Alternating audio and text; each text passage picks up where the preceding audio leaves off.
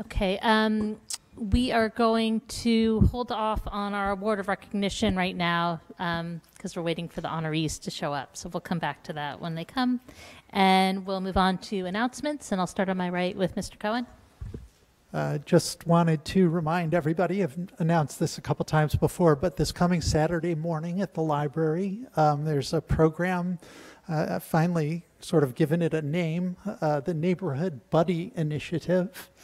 It's a joint program between the Senior Resource Center, Council, the library, and Sustainable Princeton to try to work with our neighborhood groups to ensure the safety of elderly and other vulnerable citizens in the neighborhoods in the event of extreme climate events or other emergency conditions. So if you're interested in learning more about it, please come 9 o'clock in the community room at the library.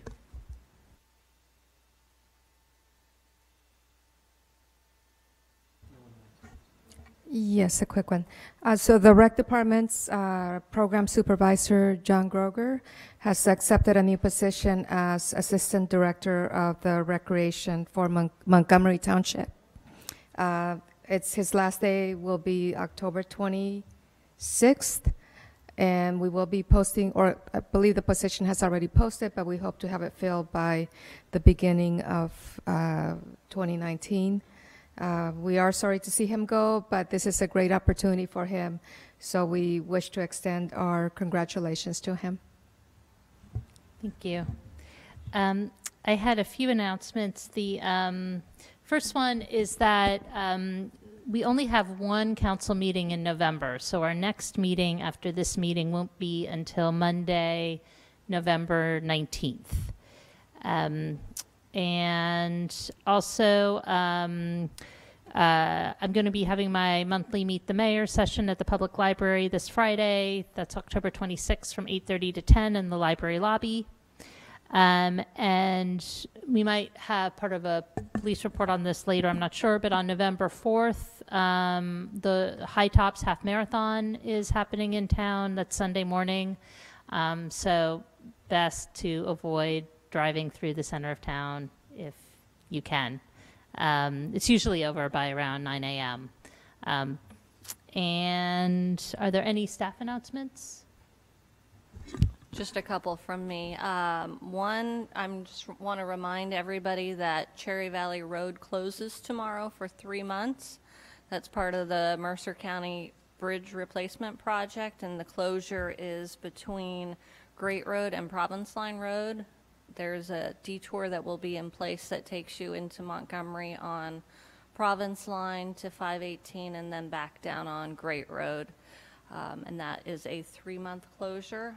And the other announcement that I have is that our construction engineer, Jeff Locks, was awarded Young Engineer of the Year by American Society of Civil Engineers Central Jersey branch last week. That's it. Excuse me, and I purposely left out the announcement regarding the Mary Moss Playground because I didn't want to steal your thunder. Thank you. And Mary Moss Playground received a second place award from the Society of Municipal Engineers, and we will be receiving that award at the League of Municipalities next month. That is for the category of municipal parks. Excellent. Congratulations. Thank you. Any other staff announcements? Nope. Okay. Then we'll move on to the presentation for this evening, and I'd like to invite up whoever's speaking for the Marquand Park Association. And while you're getting ready, I just wanted to thank, we have a big contingent here from Marquand Park. Maybe everybody raise their hands if you're here. And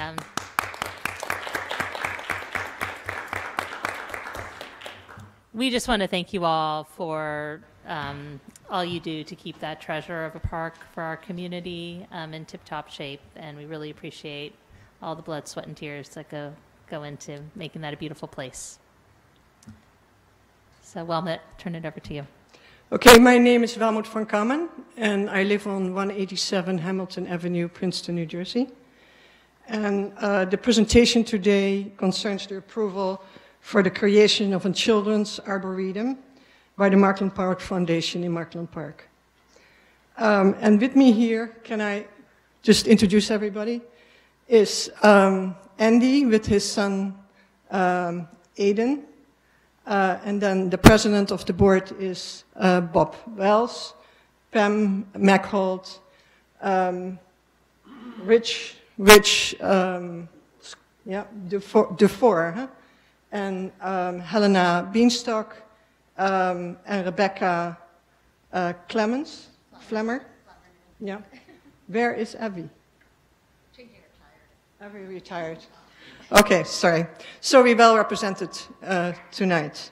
To put it in brief context, the Markland Park Foundation is a private non-profit organization that exists since 1955, basically since the Markland Park became a public park in Princeton.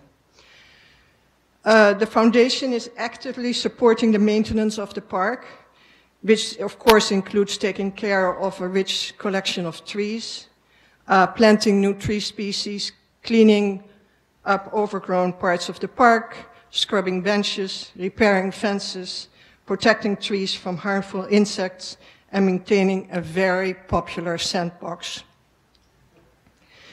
We are continuously collaborating with town management, Parks and Recreation, Public Works, and the town arborist to get those things done that benefit the park. As some of you may be familiar with, the foundation has changed somewhat in the last 6 or 7 years. Primarily, we have become an active group of volunteers, regular getting together and working on the park on Saturdays, which has resulted in an even greater awareness of the importance of the park, its history, and what is needed for the park.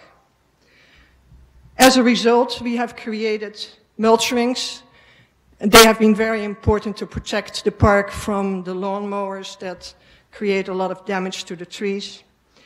Built a tree house in an old tree stump with a children's book exchange, reviving the Wisteria pergola with the town supplying the materials, and restoring historically important rhododendron bushes in the wooded area of the park.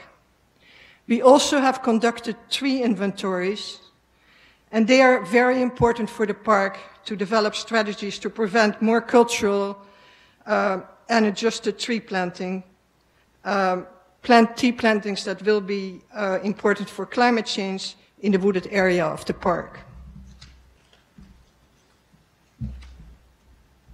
We also are actively involved in education.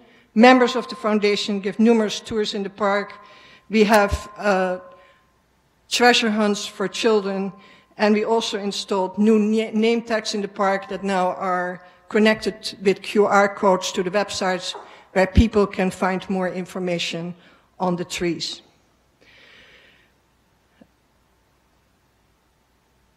Now we very much like to expand more of our educational reach and make the younger crowd in the park more responsive and interested in the trees. And this is what the project is all about. Our philosophy about the initiative of creating a children's arboretum is to get young children more aware of how trees grow in the park from seeds, how we plant little saplings in the park, and how these little saplings grow into gigantic trees. With the objective that these kids, when they grow up, may see trees more as an asset to their lives and to the environments than as a nuisance of their property. So that's where the idea of the arboretum came from, the Children's Arboretum. And we started to get together with a group of 3 people, that was the committee, and we developed a couple of guiding principles. First of all, we wanted to make this Children's Arboretum a unique place for trees. So we didn't envision this as a place where you grow vegetables and flowers, but you just concentrate on trees. We also wanted to start small. The reason for that is there are very few examples of children's arboretums in the country, and also experts told us to really start small, you can always get larger later on. We wanted to have community involvement right from the beginning. And we also wanted to design a place that is flexible in terms of materials, so that if we have to make changes along the way, that we can do that. So the first thing was the choice of the land to create the arboretum. And that was actually a very easy task, because right in the back of the parking lot, there's a small piece of land behind the tree house where the children's library is, that is at the moment somewhat overgrown. And this plot is about 30 feet by 30 feet, so that was perfect. Then we had to decide how we were going to build the arboretum. And we decided on having a small fence around the place. The reason for that is to mark the place, basically, but also to keep the deer out. Maybe not entirely, but at least to build a barrier there so that they don't start nibbling on the plants that we're planting there right away.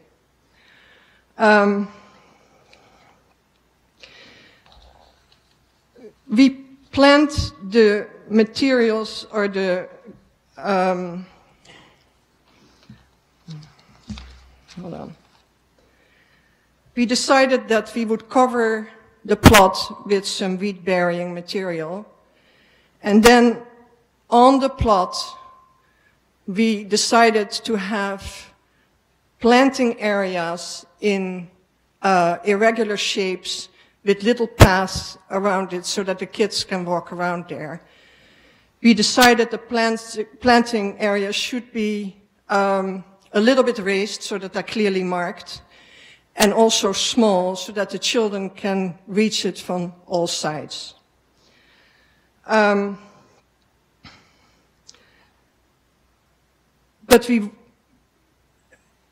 in the path that we want to create in the park, we will have stepping stones so the kids can step on the stepping stones and in that way move through the park.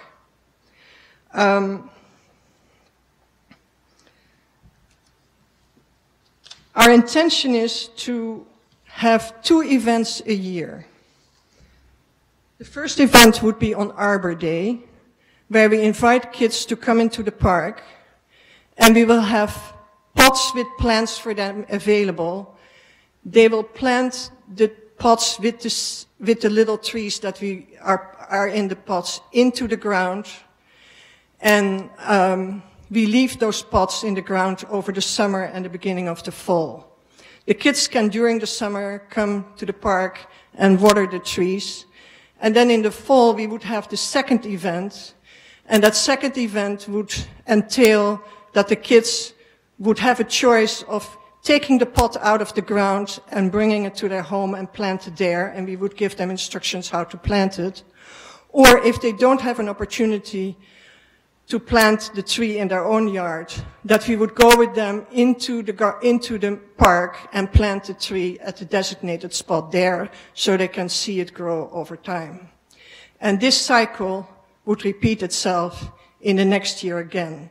So the Children's Arboretum in the winter would be relatively bare. There are some few trees that are there, but till we get to the next spring and plant new trees again. At the moment, we have planned on November 1 a community outreach program, a meeting at the Historical Society in Princeton. And we have invited the community to come in, the public to come in, and give us other ideas on what to do with this arboretum.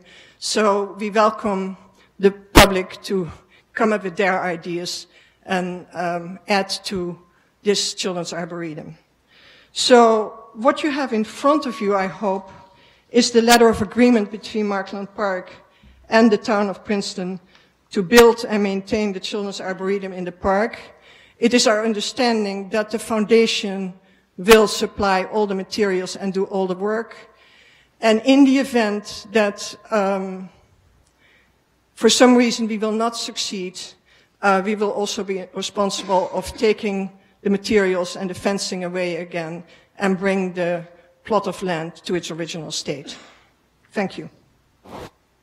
Thank you very much. And I don't think that any of us have seen that, but we're asking, if it's okay with council, to just ask the Park Foundation to work with Mr. DeShield and administration on those agreements. Unless there are any questions from council about the project? No, I mean, it sounds really lovely, so. No questions? Good. Just one question. I just want to thank you so much. I usually run through the park on Saturday mornings, so I see all these lovely people working, and you do such a great job. I'm just amazed at the spirit that you guys have for that park, and it's beautiful. But what type of trees were you having the children plant? We haven't really decided yet, but I'm sure they're going to have to be trees, New Jersey trees, and we also have to think a little bit about trees that will grow a little bit over the summer so that the kids will see at least some result in the first year. So these things still have to be worked out, but it's a good question. Yeah, thank you, and thank you for letting us know about the project. I don't know, Mr. DeShield, did you want to just confirm what next steps will be? In terms of the next step, we've already got the information from the group from Mark Klein. We've already prepared a letter that we'll provide them indicating moving forward, and we look forward to working with you. Thank you. Okay. Thank you very much. Yeah. All right, now I think we're going to go back to our award of recognition tonight, and I'm going to pass the virtual mic over to Ms. Howard. Thank you, Mayor, and thank you. This is a relatively new system we have of recognizing contributions in the community, and I've been fortunate as council member to select 3 recipients. This will be my last, but in doing so, I got to reflect back on recognizing Arm in Arm, formerly known as the Crisis Ministry, for their commitment to serving the most vulnerable in the Princeton community. I also selected Mildred Trotman for her more than quarter-century involvement in our public life, including as mayor and her important leadership on consolidation. And then tonight, I get to pick another anchor institution, I will call them, even though we don't usually use that term to refer to people, but I think they really are, Margaret Griffin and Scott Sillers. They each have contributed so much, and then together this sum is even greater than the parts of what they have done for institutions and people in town. And so I'm going to try and scratch the surface, but believe me that this is not even going to fully capture what they have done. I'll start with Margaret, who has made such contributions to the intellectual life of our community and to the promotion of reading and literacy. She owned the beloved Macabre books and has been dedicated to the success of the Princeton Public Library. She served as a member of the foundation board for the library, and together with Scott, they served as honorary chairs of the Beyond Words benefit, which Tim would have remind you is coming up on November 3rd this year. And incredibly generously, they made a leadership gift that has given the community the Margaret Griffin and Scott Sillers Reading Room, which is a really important quiet space in the bustling library. So think of them when you use that time. Margaret's also been involved in literacy tutoring throughout the county through Literacy Volunteers of Mercer, and she served for many years on the board of People and Stories, Gente y Cuentos. She's currently on the board of Community Housing, and many of you have probably seen her out in front of the Garden Theater, where she's devoted countless hours to voter registration. So she may have grabbed you and tried to get you to register to vote. So Margaret has done so many things, and I haven't done it justice.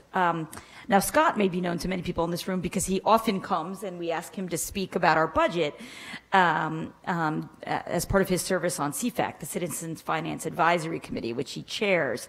And there we ask him to explain, we give him the tough task of explaining really complicated and tough subjects. And he does that with good humor and real skill. But, his leadership there actually began with the critical role he played during consolidation. I was reminded as I was researching this that he was vice chair of the Transition Task Force, and I'm actually looking at our chair of the Transition Task Force that was here, and so played a critical role in steering us through consolidation. And since then, we've really asked you to help us make sure to keep us honest about achieving the savings of consolidation, and that was such. You continue to play a really important role there. You also chair the board of the watershed, and I know that you've done many things there, but that you've been instrumental in working with council and the Environmental Commission on the first round of our stormwater ordinance. And I know that personally because he came over to inspect my dry well to make sure it was being built to specs and was appropriate. And actually, I say that in jest because he really wanted to come see it in action. And that was what was exciting, was that from Scott, it was, if this is going to be a new requirement in the municipality, I want to see how it's working. And, and so we learned a lot about that together. So really, we couldn't, just an amazing combination of people who give so much to the town, to the people, to our institutions. And I hope everyone will join me in thanking Margaret and Scott for their tremendous service to Princeton.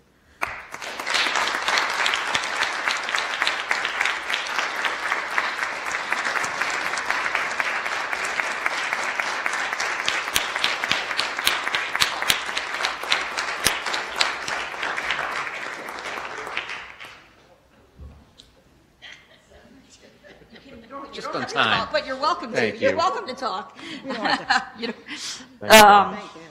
So we have this certificate of appreciation to thank them. So. Thank you. Thank you so much. Thank you, Heather. Thank you, Mayor. Thank you, Council. I would like to just say one thing about working with this town, and it's so great because the council and the staff are so open and transparent and willing to work with people. I think it's both good for the community and good for the town, good for the organization, good for the people in the town, because everybody can get involved, and staff is really mature in being able to take the grief that comes with it and the criticism diplomatically all the time. And as a result, we're a much, much stronger community. And I really give kudos to staff and council for enabling that to happen. Many, many other towns and organizations, that doesn't happen and they suffer for it. So thanks a lot. Thank you.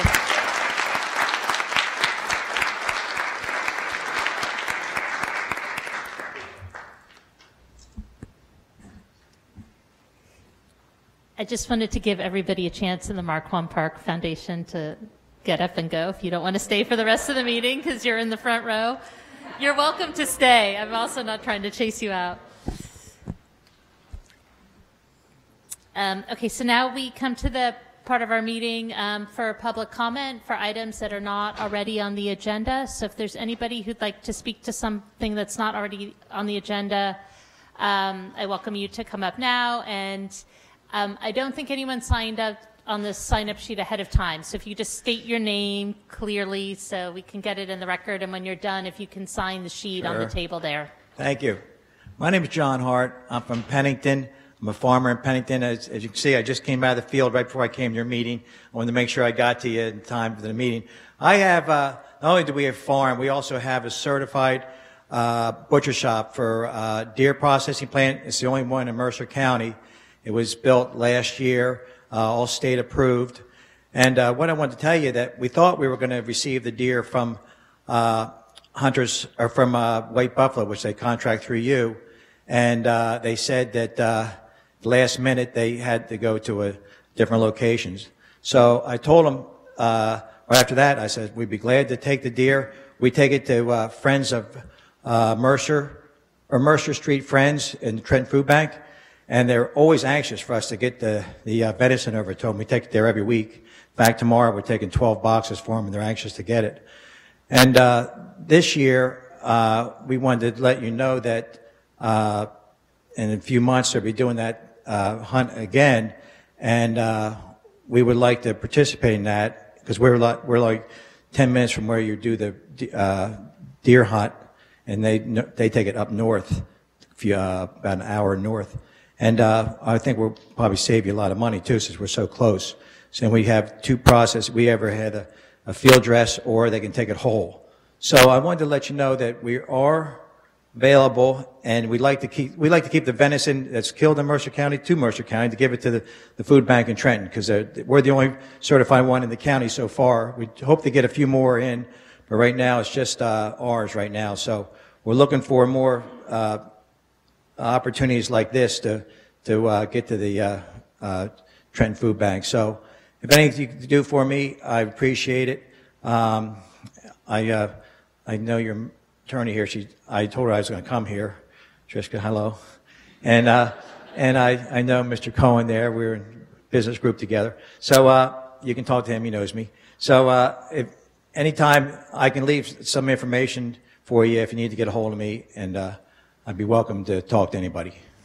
Okay, I just want to pass over to Councilman Howard, who's on the Animal Control Advisory right. Committee, yeah. Thank you, John. As you probably saw on the agenda, we have the resolutions to be moving forward with our deer management plan tonight. So your timing is very good. This is top of mind for all of us. And we may be at the point in our process now where we're pretty far along for the cycle this year.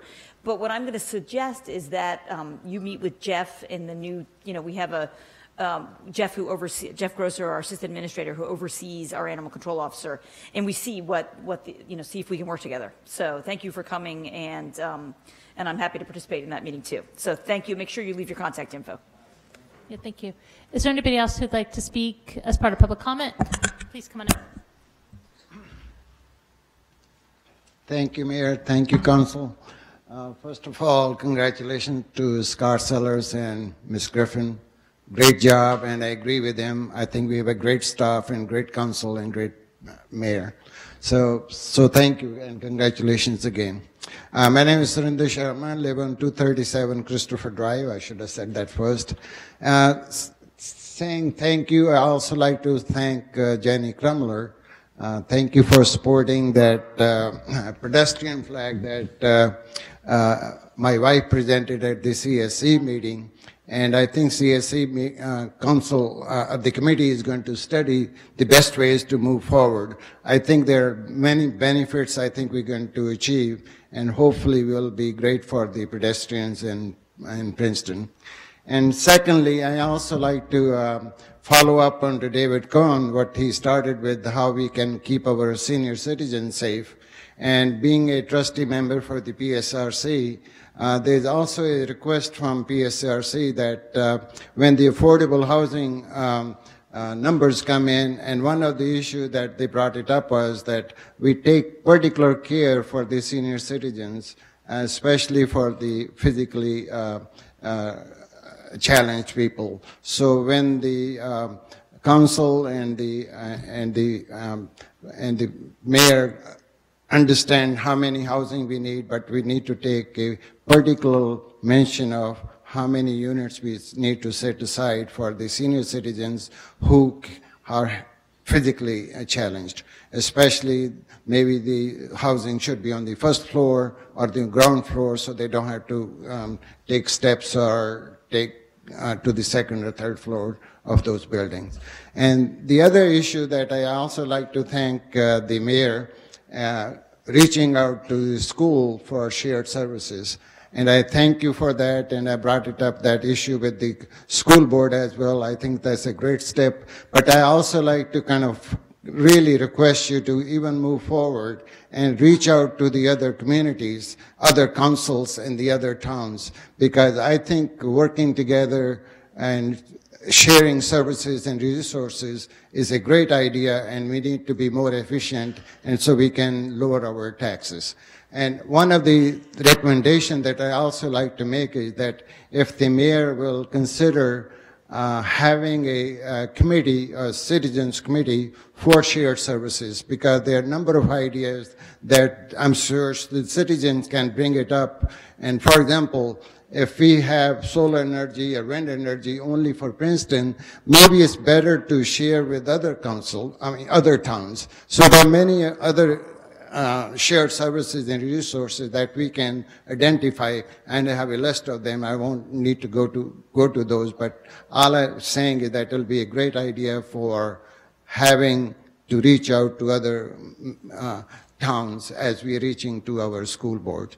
The third thing, which I also like to say thank you for, I suggested that we should do a random survey of the waste management, and somebody did waste management of our home, and we got great news. And put a letter in our mailbox, say, thank you, we did a random survey of your waste management of the food, and you passed with flying colors. So whoever did that, and thank you.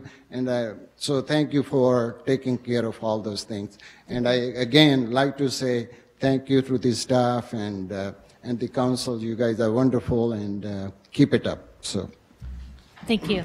thank you. That was Sustainable Princeton to thank Sure. for the waste audit, and I appreciate the appreciation for the shared services, and I want to also thank my colleague, Councilman Tim Quinn, who's really been the driving force behind that, and I think there's a lot of support from all of council. Yeah, Mayor, I just wanted to mention that was at a presentation this week about community solar, which is an opportunity that we're going to want to be looking into as it's been permitted at the state level. And that is actually an excellent opportunity to look at cooperating with other communities, because we may have difficulty finding locations to place a solar field in Princeton that would work for community, but to share in Mercer County might be good. Great, thank you. Is there anybody else who'd like to speak as part of public comment for something that's not already on the agenda? Okay, seeing no one, I'll close public comment, and we'll move on to reports. And the first report this evening is the August police report, and I'd like to invite up Chief Sutter and Lieutenant Maurer.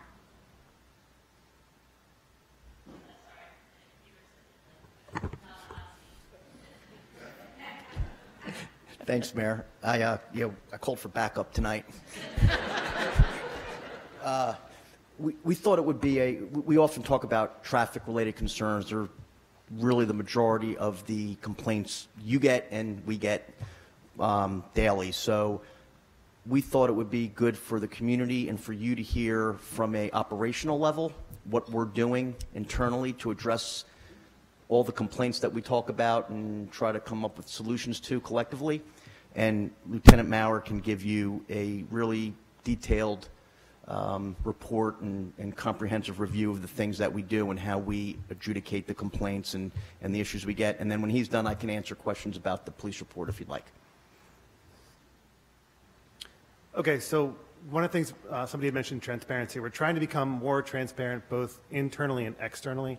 One of the things externally that we're trying to do is people can call in and lodge a complaint about speeding with the Traffic Bureau, obviously on the phone line.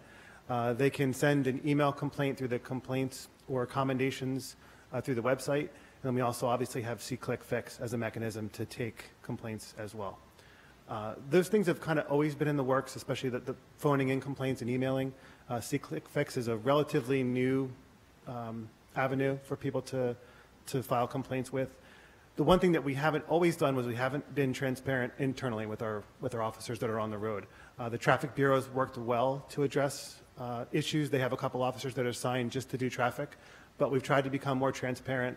We have a spreadsheet that's available to officers, so at any time during their shift, if they have some discretionary, some downtime, they can look at a sheet where all the traffic complaints have come in and pick a spot to go sit, run radar, do pedestrian enforcement. It's kind of a way for them to be cognizant of the issues that have been presented as complaints in town. So we're trying to make that more accessible to them. We have a monthly traffic report. As part of the traffic report, we do have 7 Your Speed signs that that the town has. We've put those signs out on various roads. I kind of changed when I came in and took over traffic. I changed the way those signs were put out. In the past, if somebody complained, we had a couple signs at static locations for long periods of time, which made that street and that neighborhood happy. But when you look at the overall picture and all the roads we have in town, I thought it was beneficial to maybe shorten the duration the signs were out there and cycle them through more streets. The other thing that that sign does is, in addition to being a visual deterrent and letting people know that they're a little heavy on the gas pedal, is that it collects data for us on volumes and speeds. So for engineering projects, for other initiatives the town's going to do, it provides a wealth of knowledge for us to utilize. So just looking at 2018, since we came up with this new way of doing things, we've put the 7 signs out a total of 114 times on different roads. And they're not just put out for speeding complaints, although that is the principal use for them. We had somebody complain about people going the wrong way down a one-way street, so we put the sign out on the one-way street facing the wrong way, and then what it enabled us to do is to kind of narrow down when the person was going down the street, the violators, so they'll make it direct patrols. As far as the signs themselves, what we do is when the signs are put out, just so you know in case you get any calls or emails, they're put out in a blank mode for the first week. What we try to do is get almost like a control of what are the speeding conditions on the street, so they don't actually show a display for the first week. After the second week, an officer goes out, tweaks a little setting, and then for 2 weeks, the sign will show the violator's speed if they're speeding. At the end of that 3-week period, we bring the sign in, it gets downloaded, and we've had some technical support. We have a Google Drive that we've created, and each sign gets downloaded, and the 3 weeks of speed data gets uploaded to the Google Drive. So we've got a wealth of knowledge that we've been collecting for some time for the different streets in town. So we're up to about 35 streets where we've gotten consistent speeding complaints on.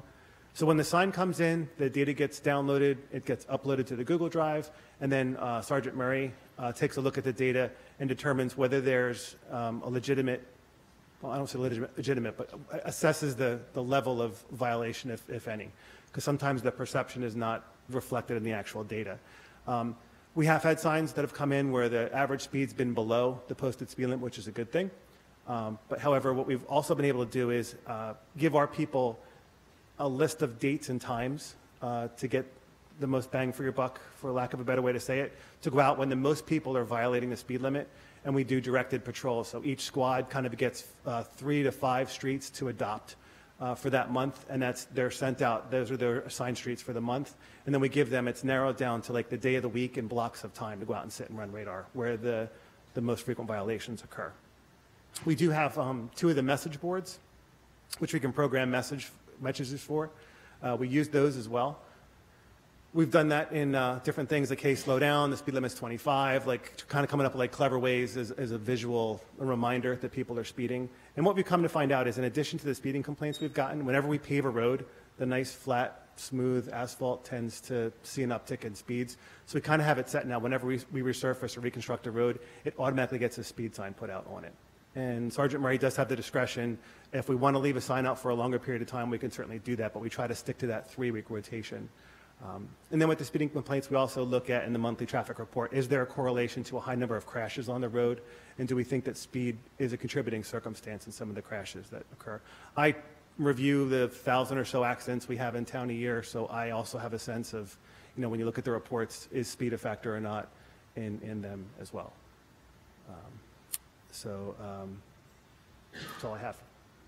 I wanted to add one more thing to what Lieutenant Maurer was just saying, is that internally, and we've talked about this a little bit before, we've worked very hard on a department culture. And sometimes there's countering efforts in the things we have to do, and we're teaching our officers or helping our officers dedicate that undirected time, the time that they have to patrol independently, that they're not on a call or they're not on some duty, to recognize on their own and individually all these problems. We can't be there all the time to tell them, go to the street, go here, go there. And we're talking about how they can self-deploy and recognize these problems, whether it be pedestrian issues, speeding, pedestrian and bicycle safety. So it's a continuing effort. It's really a multifaceted approach that we're trying to take instead of one, just enforcement or just education. And that's really, I think, this year, over the past year or so, we're really, Lieutenant Mowers really emphasized that. So I just wanted to kind of put that's not a struggle, but that issue that we have to deal with internally as well. Thank you so much, both of you. That's really great. I really appreciate hearing about the plan, the data. I guess you heard that we talked at Complete Streets about, making, we have a traffic calming master plan, and I think it would be great if maybe we could get together just to have because one of the things that we want to make sure, and I'm sure you are all doing this already, but it would just be nice to all be on the same page about coverage of where the cameras are going. I have seen the data that you have, and it is great. There's a lot more than I expected, so thank you for doing that. It's really interesting, too.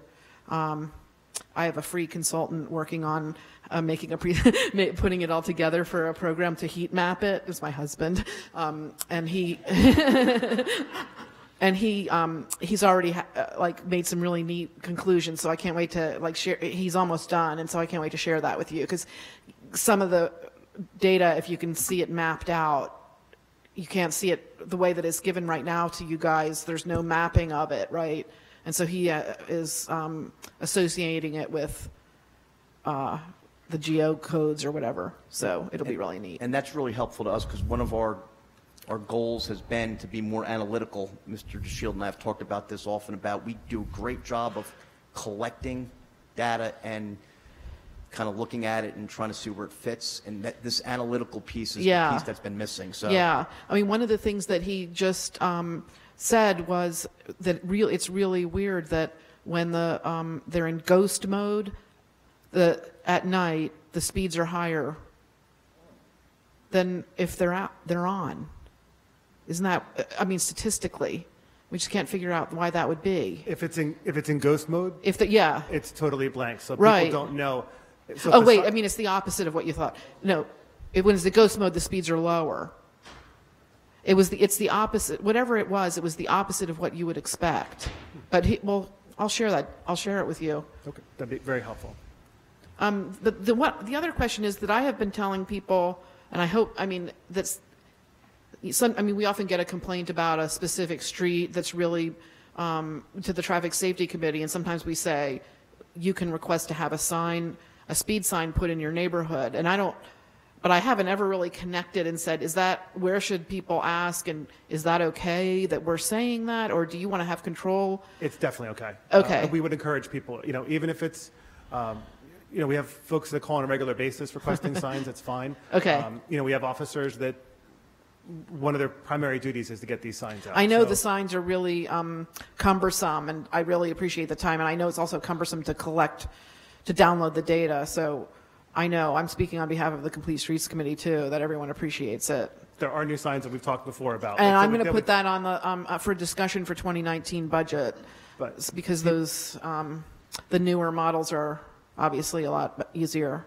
People can call the police department. They can do a see-click fix entry for a traffic complaint, non-emergent. They can send an email to us. Sergeant Murray is the traffic sergeant. They can hit the traffic prompt.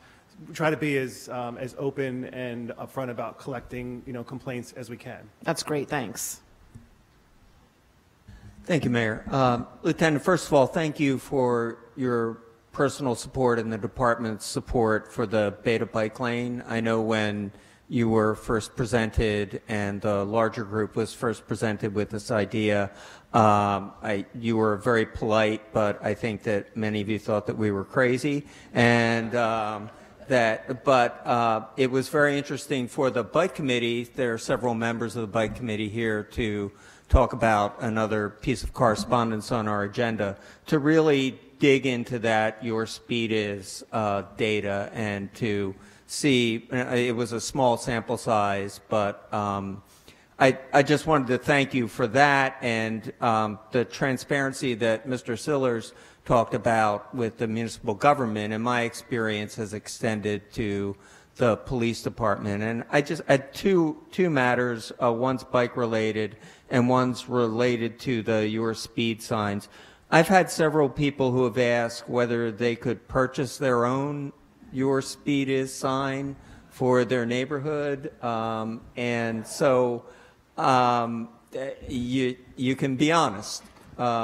This has actually come up in the Public Safety Committee about, I don't know, 2 years ago, and it was seen as an equity issue. So I think what Public Safety said back to this particular neighborhood is that you're welcome to buy it, but it'll be put into circulation with the rest of the signs. You can't have something just for your neighborhood because it's not fair to the neighborhoods that can't afford it.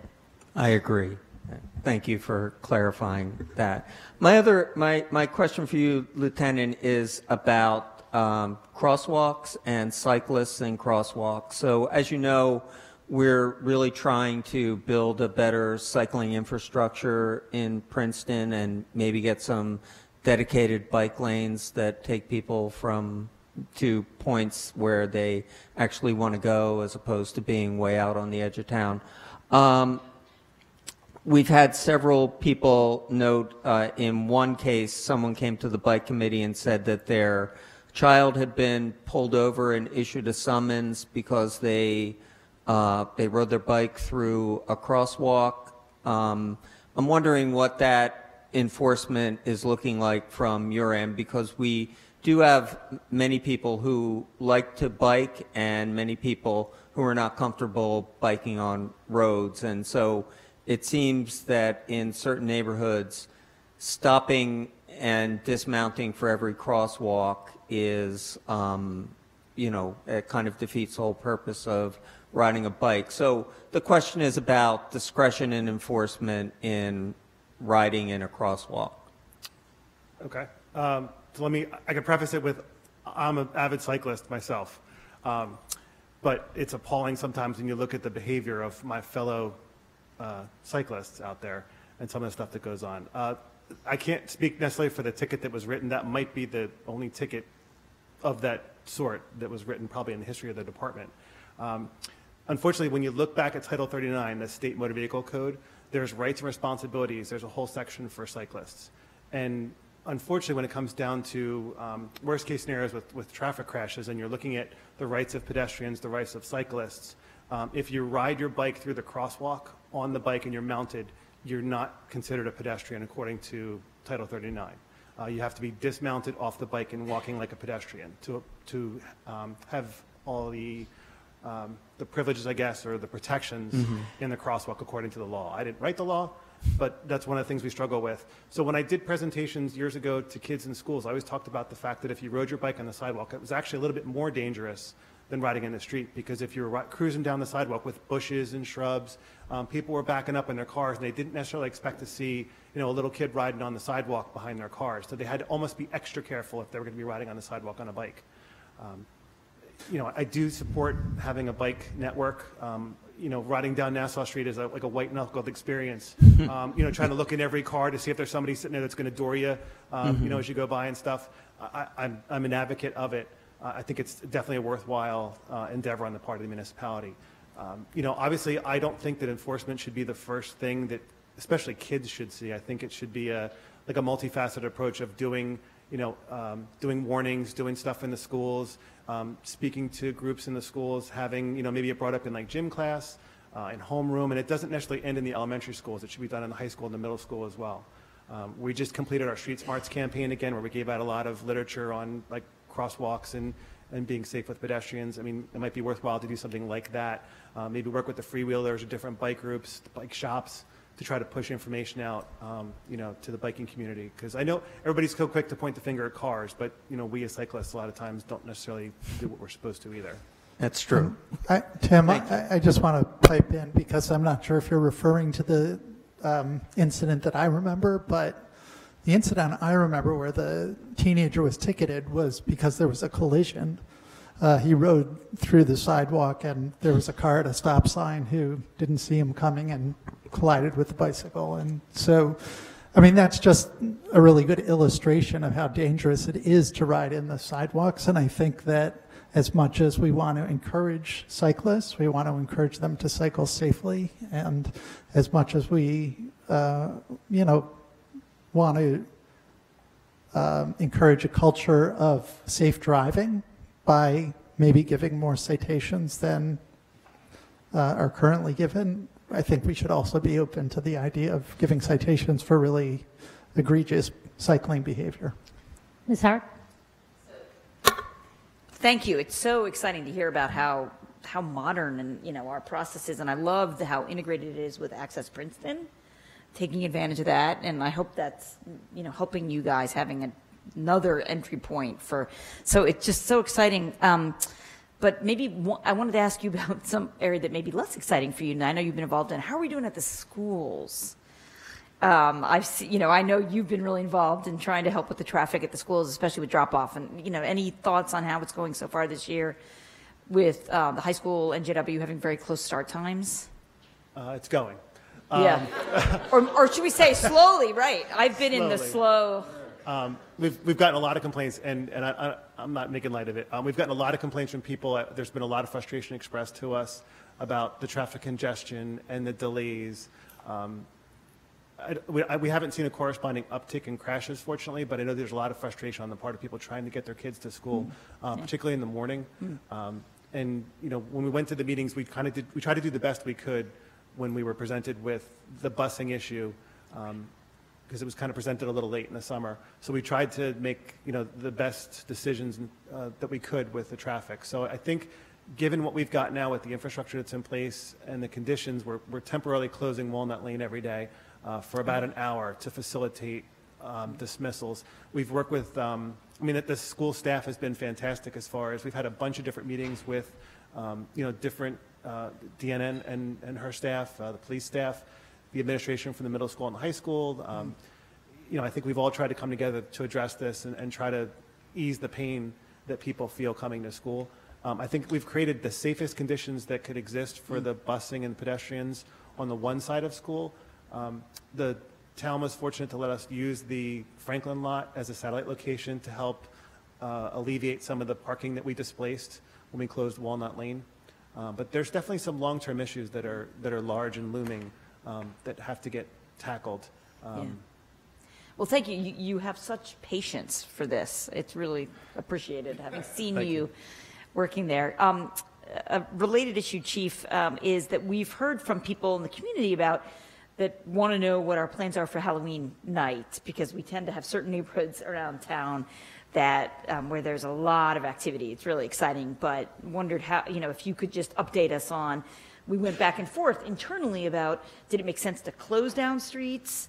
And then I think the consensus was that actually might be more disruptive and might cause more safety issues in the sort of, the sort of feeder streets around those areas. So can you just sort of update us with Halloween next week on what the plan is to ensure everybody has a safe and fun time? Sure. Oddly enough, I have my backup here for that one too, because we've discussed that, and Lieutenant Maurer actually pointed something out to me. I had initially looked at the requests of the street closures as fairly innocuous, legitimate, and we do it occasionally. And I thought, and then as we analyzed what the unintended consequences would be of that, we were creating, by doing so, some dangerous conditions in neighboring areas. And as we kept trying to chase it down, it was a never-ending thing where we would displace people and make other areas more dangerous. So in speaking with traffic, we historically, and this year we will do it again, we restrict time off every Halloween. So we have a full patrol squad working. We assign Detective Bureau, Traffic Bureau, and Safe Neighborhoods Unit to work adjusted hours, so they're out on the street during Halloween and Mischief Night.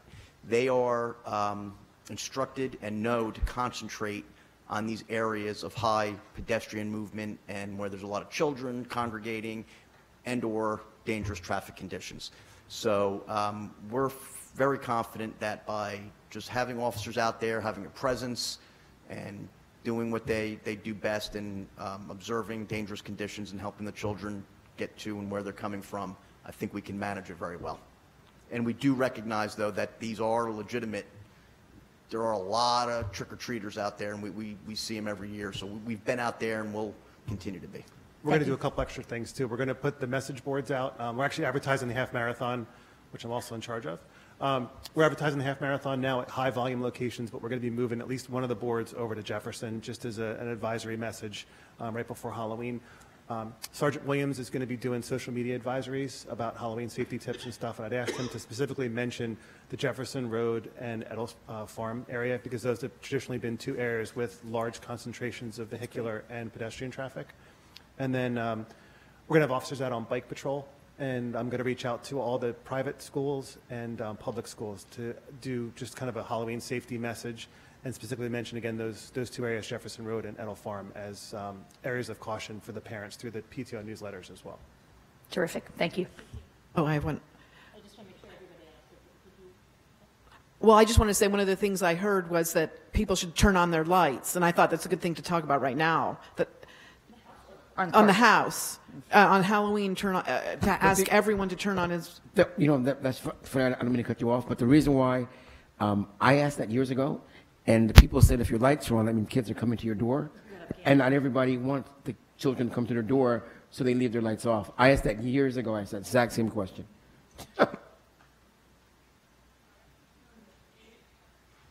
Right. Thank you. Do you want questions on the police report, or did you have? Yeah, I just had one quick thing on the police report itself, then I can take any questions you had. I'd like to always advise you on the use of force incidents that occurred during that month. We had 2 use of force incidents in August. They were both very minor in the realm of force. One was a minor in a psychiatric crisis that needed to be taken, and that was kind of out of control that we had to help get to the hospital.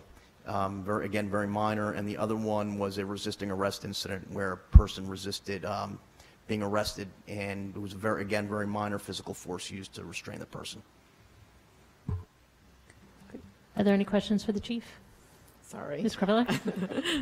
Sorry, everybody. But I've gotten, I was sent the Cleary report, and I don't know if other people had the same reaction I did, and I've since learned from you a little bit more about the report, and I just wondered if you would talk about specifically, there are quite a few, that's the report that the university is required by law to put out every year about its crime statistics, and it reported a large number of sexual assault, including rapes, and you read it and you think, why isn't this on our police report? So I thought you could explain. Yes, absolutely. And this is actually a confusing issue. And if you go to the Cleary Center's website, I think theclearycenter.org, it talks about the confusion that many communities get from this. So it's validated what many of our community members experience with this.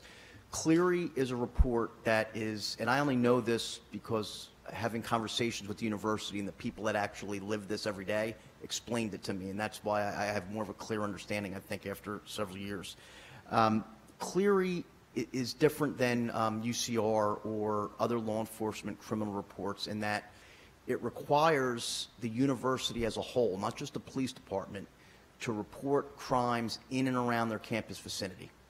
So, again, if you look at the some general information on the Cleary Center website, it'll explain to you what types of officials can get reports on campus and then have to report it to Cleary.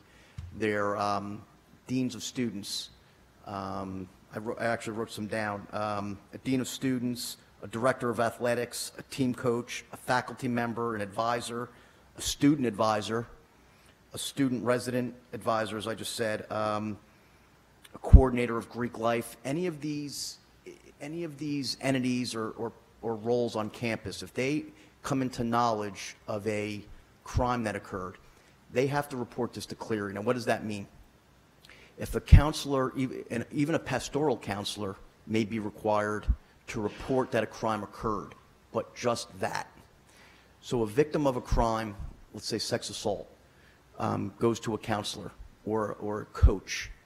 That person is given the counseling, support, aid that they need and that the university is required to give them. and for lack of a better word, a statistic is recorded, they report it as a statistic. That doesn't mean that an investigation ensued. It doesn't even mean that it was reported to either us or the police department or the public safety department on the university. It means that a crime was reported somewhere on campus. Now, what's law enforcement's involvement with this? So if it's reported to the university police department or our police department, we're required to conduct an initial investigation based on the victim's needs and wishes. And oftentimes that just involves making a report. The person may come in and say, I'm really not sure what to do. Often the person's in trauma, confused, and they have different people advising them, I'm sure family, and it's a very complicated time. So what we will do is we'll take a report, we'll advise the prosecutor's office and advise them of the victim's wishes. It's victim-based. Now, how is that different from the university? Well, if the crime, for instance, sex assault, is reported to a coach, that may never, ever make it to the police department, and in fact usually doesn't. Most victims, that in my experience, based on trauma and other issues, want to remain private and confidential and don't want to go through the criminal justice process. That creates the disparity in reporting. So, for instance, in this last reporting year, it stated that there were 12, I believe, sexual assaults on the Princeton University campus. In my inquiry, 2 of those 12 were reported to the campus police department, and in turn, the process that we follow and all law enforcement has to follow kicked in. Whether that was just a report or an investigation depended on the victim's wishes. And so I guess what I'm trying to say is, and a lot of people have an issue with this, is that a victim can go into a counseling center and report a crime, whether it be sex assault or anything else, and say, I do not want this reported to law enforcement. And that creates a statistic on Cleary, but not in the police department or on UCR. And that's why you'll see these large numbers reported on Cleary and these small numbers reported both in our statistics and the university police department statistics. That doesn't always satisfy everybody. That is the process.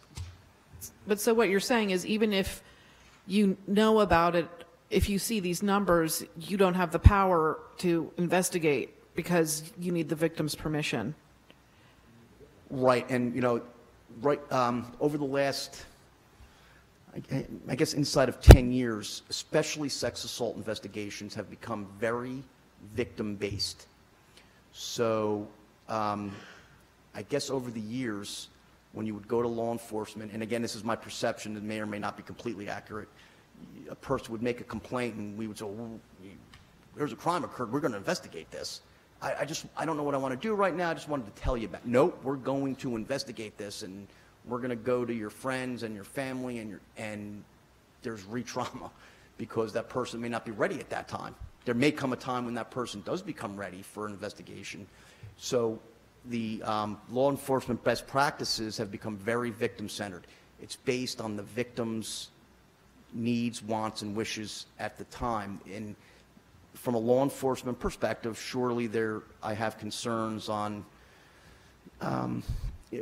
offenders that may be getting away with this, but that's one of the, I guess, consequences that the justice system is okay with entailing for a victim's rights.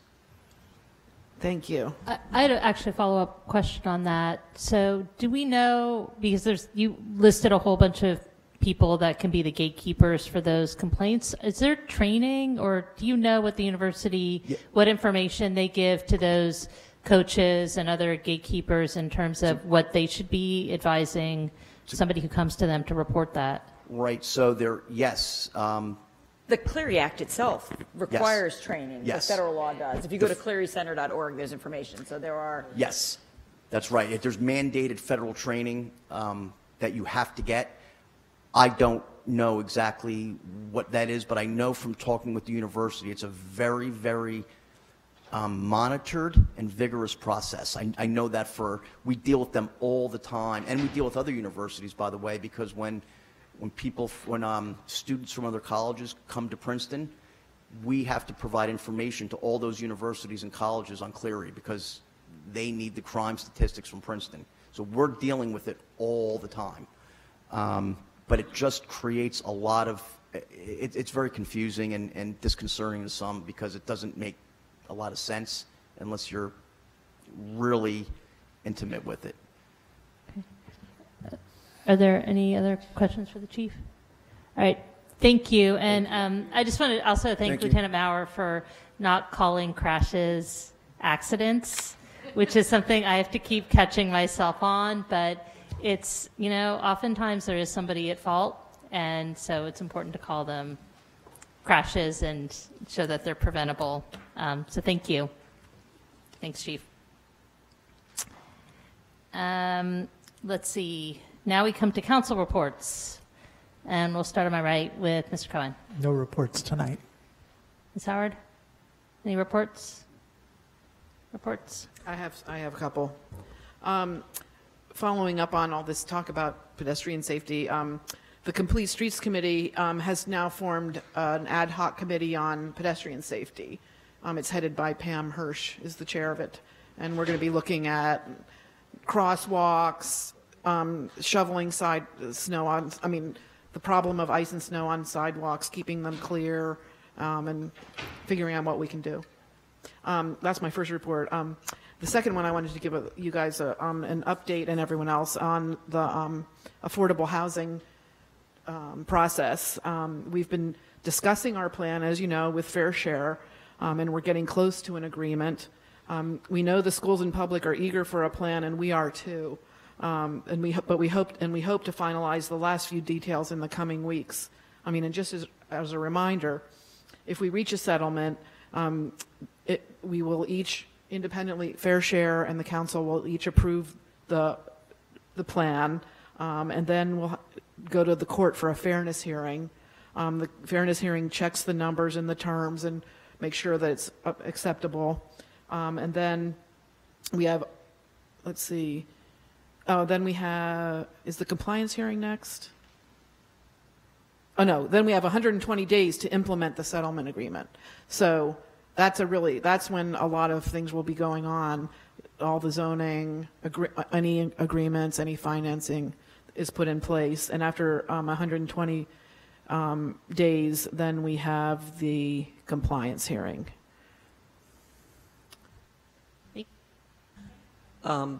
I do have a report, but just a follow-up. Do we have a sense of where we are in the queue now that West Windsor has announced its settlement?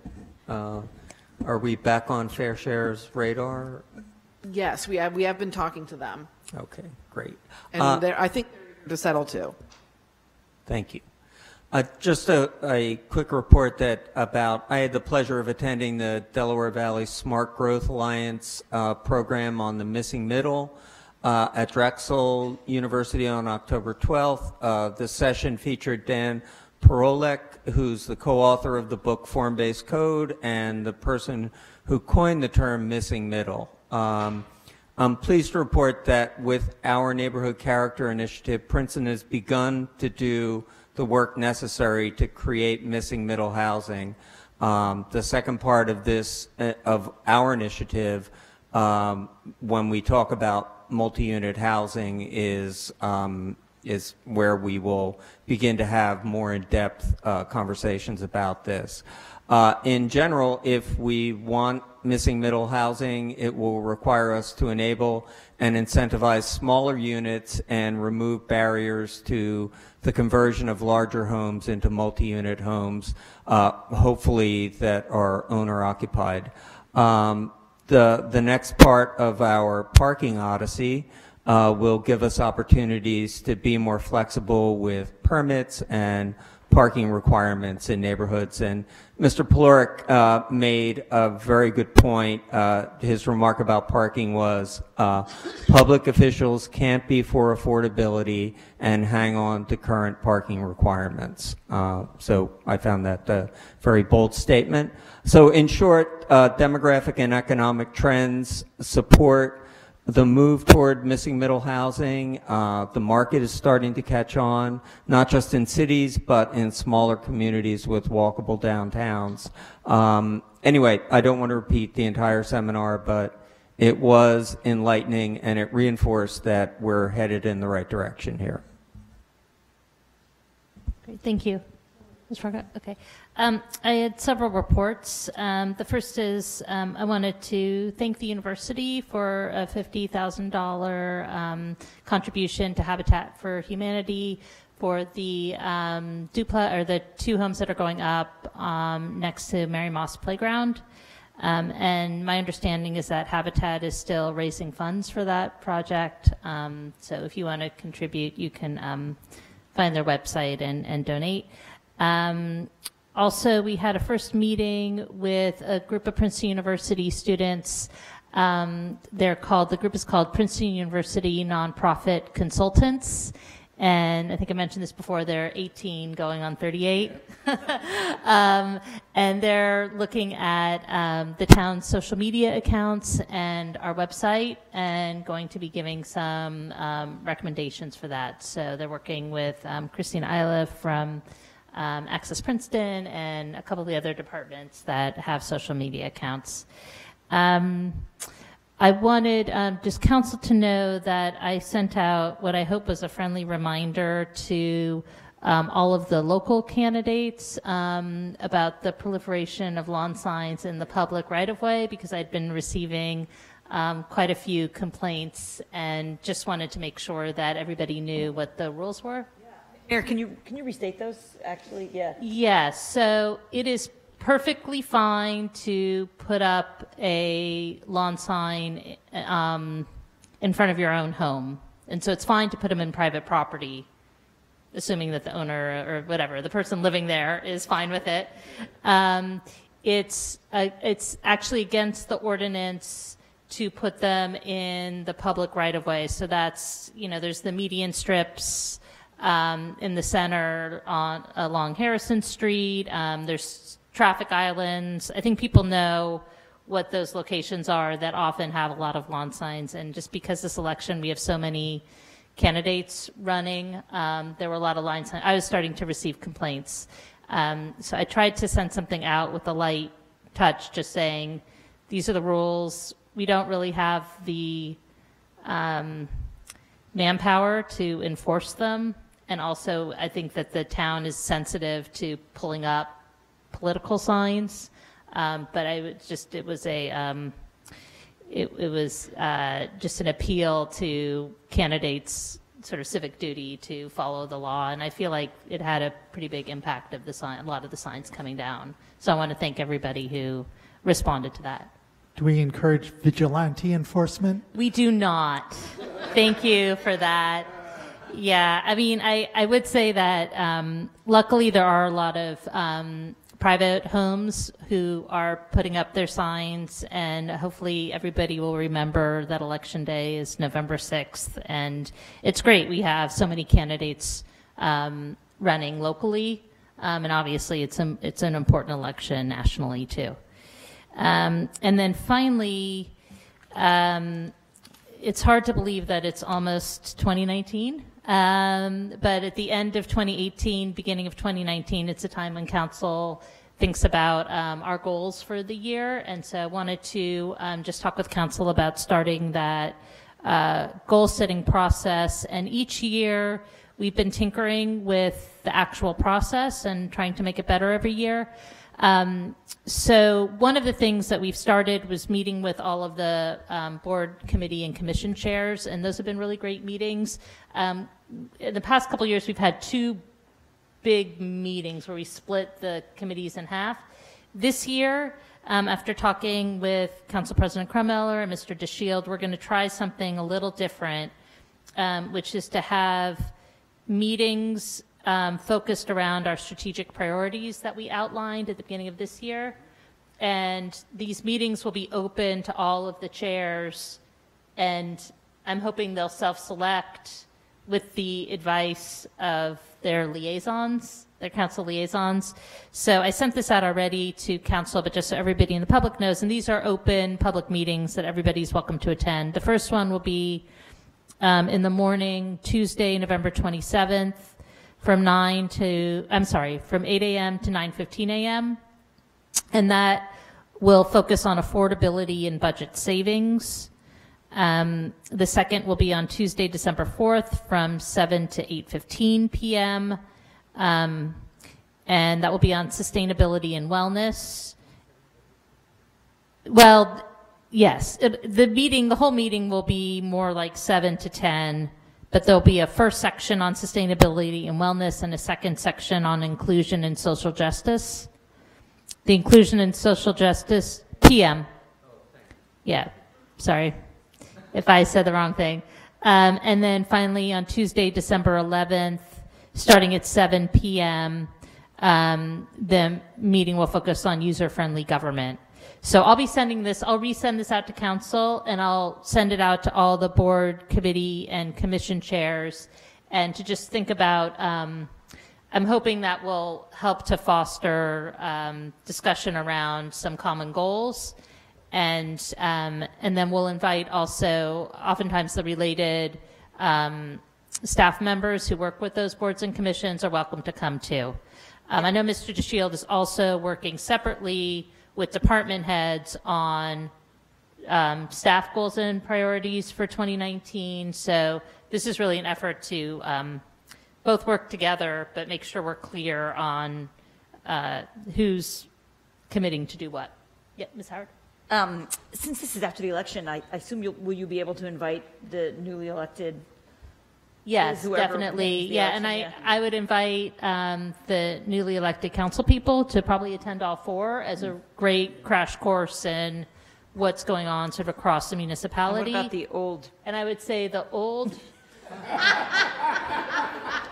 I would not want to inappropriately extend the power Lance and I have. No, I would say though that we would appreciate your experience and insight. Yeah. And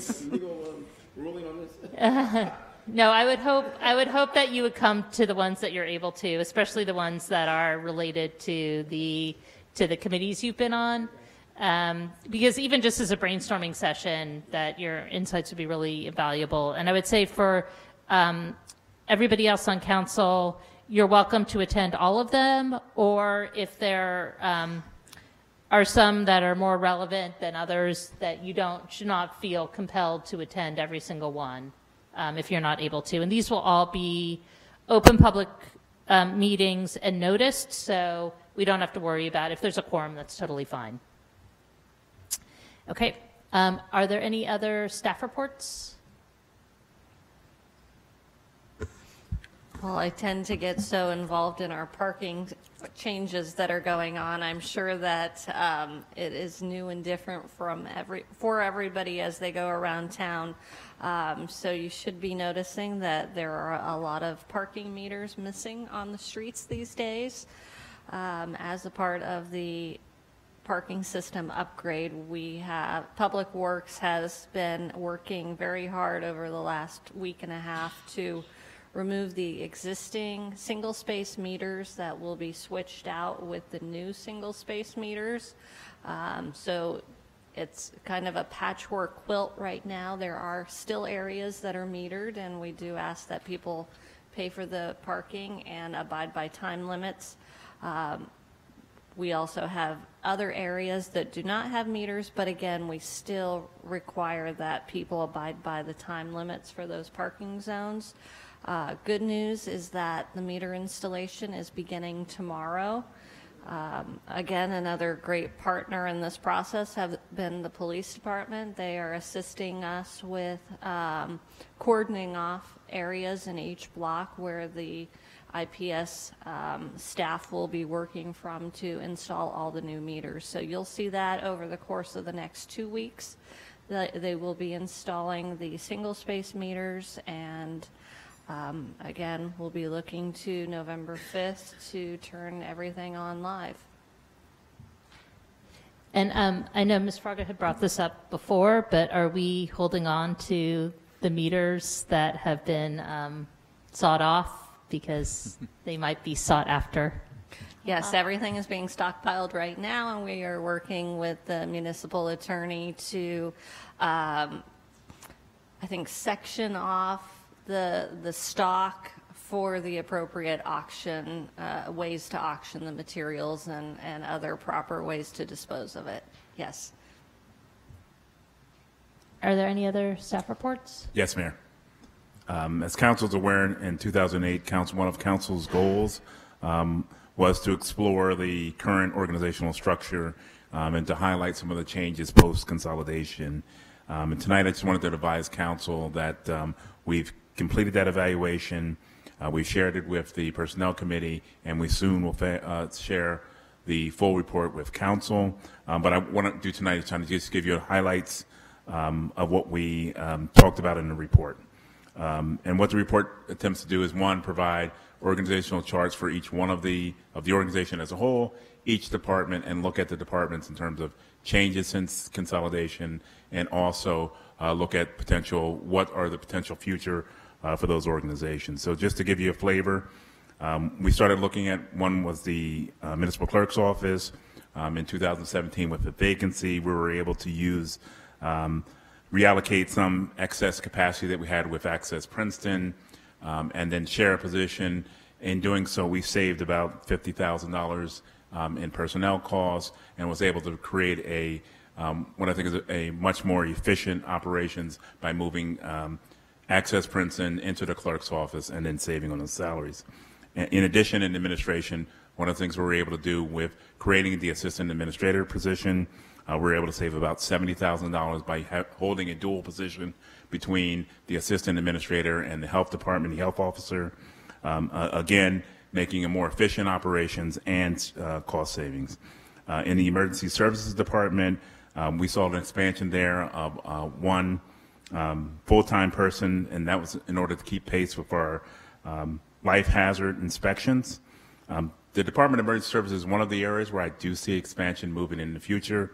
One of the issues that we're going to have to deal with in the next year is supporting our volunteer fire department. And I do foresee us, in addition to per diems, part-time staff, and even the possibility of some full-time assistants to support our volunteer fire department. So that's one issue that we'll have to deal with. But the most significant area for organizational change has been with the police department. After consolidation of the two departments, we really had a department that was rank heavy.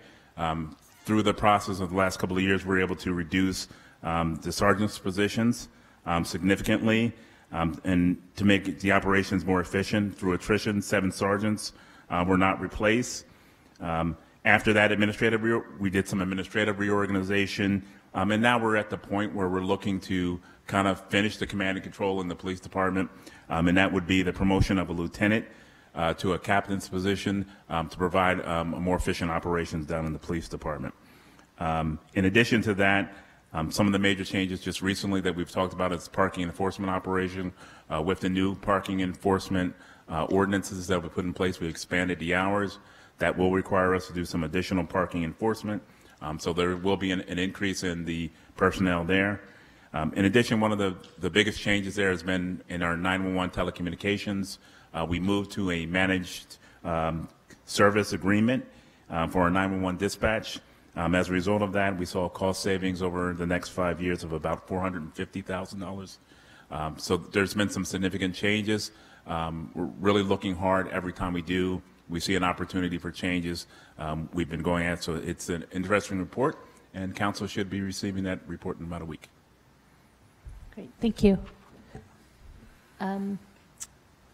Okay, if there's no other reports, we'll move on to a new section of our agenda called correspondence. Yeah, it was, again, talking to Council President Kremiller. We thought that this would be useful on occasion, and it just happened there's seemed very useful this meeting. So there's a draft letter in the agenda that I'm just trying to think if maybe there's so many people here, maybe I'll just read it into the record, because I think it's pretty important about how the council might be working with the schools moving forward next year. And I'm hoping that if everybody agrees on council, that we can have it in the clerk's office for everybody to sign, and then it would be a document that goes over there. So it's addressed to the superintendent, the school board president, and the two of them, but I can also add the rest of the school board, members of the board. So although the Princeton Council and the Princeton Board of Education are separate governing entities with distinct fiduciary responsibilities, we serve a shared constituency, and it is incumbent upon us both to explore additional ways to work together that are mutually beneficial. We are pleased to hear that the district has indicated an interest in re-examining its facilities plans, since any plan will have a significant impact on current and future Princetonians. As municipal officials, we welcome the recent request from the board president for our involvement in these critical discussions, as developing an optimal facilities plan will require having everyone at the table. The planning board had the opportunity to weigh in on the district's long-range facilities plan this year, and the district indicated at the time of submission it would be resubmitting an amendment to that plan. We look forward to a collaborative process for this amendment as a crucial step in developing a new facilities plan. Regular submissions by the district to the planning board of its long-range facilities plan provide opportunity for community input on big-picture questions. In addition, it is our hope that we can start a tradition of periodic joint meetings between the Princeton Council and Board of Education to discuss items of mutual importance in a public setting. The schools in the town already partner in formal and informal ways. We share an IT networking contract, and we have a history of informal cooperation between our Department of Public Works and the district's facility staff, and between the municipality's Department of Recreation and the district's athletics department. We look forward to moving ahead with a joint study by an outside consultant to determine whether there are savings and efficiencies to be gained from additional formalized shared services, similar to arrangements in other communities. The municipality continues to be open to collaboration, and we hope we can find additional avenues to work together that are helpful to our shared constituency. So I had circulated that earlier, and if everybody's okay, we can leave a copy for that in the clerk's office for everybody who feels comfortable to sign. Okay, great. And then the next correspondence, Jenny, you want to report on can that? I just ask, but we don't actually have to, can't we just tell you that we'll sign it rather than having to go in there and sign it? Oh, is that better? So should I sign on behalf of council then? Okay. I mean, all nobody right. does that anymore, right? Then I guess I would ask for a vote on that. Is there a motion to approve that I sign this on behalf of the mayor and council? Second. So it's moved by Mr. Liverman, moved by Mr. Cohen and seconded by Mr. Quinn. All in favor? Aye. Any opposed? Okay, I will do that. Save everybody the trip. Ms. Krummeler, did you want to talk about the next item? Right. It's a very short resolution that the Complete Streets Committee has presented, and I thought it was good that we had the correspondence category, because it's not asking us to do anything, but it's telling they created this resolution telling us their strong support for bilateral bike lanes should the corridor study that Deanna is spearheading indicate that they would be safe and it would be a good idea. So that's what that is. Do you have an update on just where that process stands? Yeah, Ms. Stockton. I'm working with our consultant at this time to identify the stakeholders and put together stakeholder public meetings.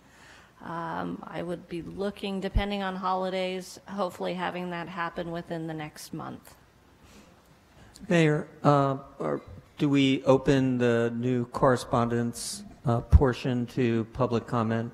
I know there are people who would like to speak about some of this correspondence.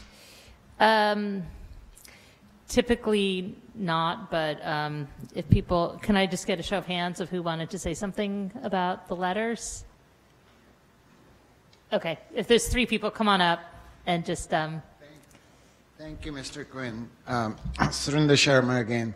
I think I support this draft, but will it be even better if we have a joint draft, both by the BOE and the superintendent and the council?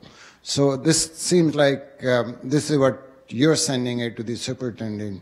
Since this is a shared services and it's a community effort, it may be even better like to have a joint letter by the mayor and the superintendent on the similar lines. That may be even more powerful, and instead of going back and forth, it may be better if we can, if you could reconsider. Well, thank you. This was actually a request from them for a letter from us. So this is right. And this is the beginning of a process. So sure. Mr. Quinn and Ms. Crumiller are on a committee that we talked about at our last meeting on shared services.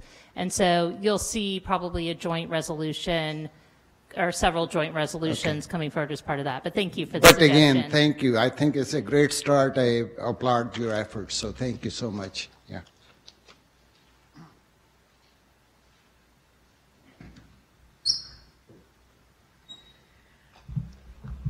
Thank you, Council. Lisa Seriasol, I'm the chair of the Princeton Bicycle Advisory Committee. Thank you also to the Complete Streets Committee and President Cromiller for putting forward this resolution. We are very keen to see the developments of the research that's being done by the engineering study, and we await that eagerly. There are even in the audience here volunteers, apart from other committee members, who helped to put in place the beta bike lane back last May. So there is a lot of support for this activity, and we look forward to the results. I did want to address one other comment that was made earlier this evening by Lieutenant Maurer about education. Through that time period of May this past year, I worked with the Greater Mercer TMA to educate in their gym classes something above 600 of the 750 JW students about bicycle and pedestrian safety. It was well received, especially by the gym teachers and the health teacher, and encouraged us to bring the program back again next spring. We also educated roughly 150 high school students, and so we're working on how to penetrate the high school community better. But I can tell you that the result, whether it's thanks to that education and awareness, or because of the traffic on Walnut Lane and the surrounding community area, those bicycle racks are jammed every day. And it doesn't matter whether it's warm or cold or rainy or cloudy. People are using their bikes more because it's an efficient way to get around. So thank you.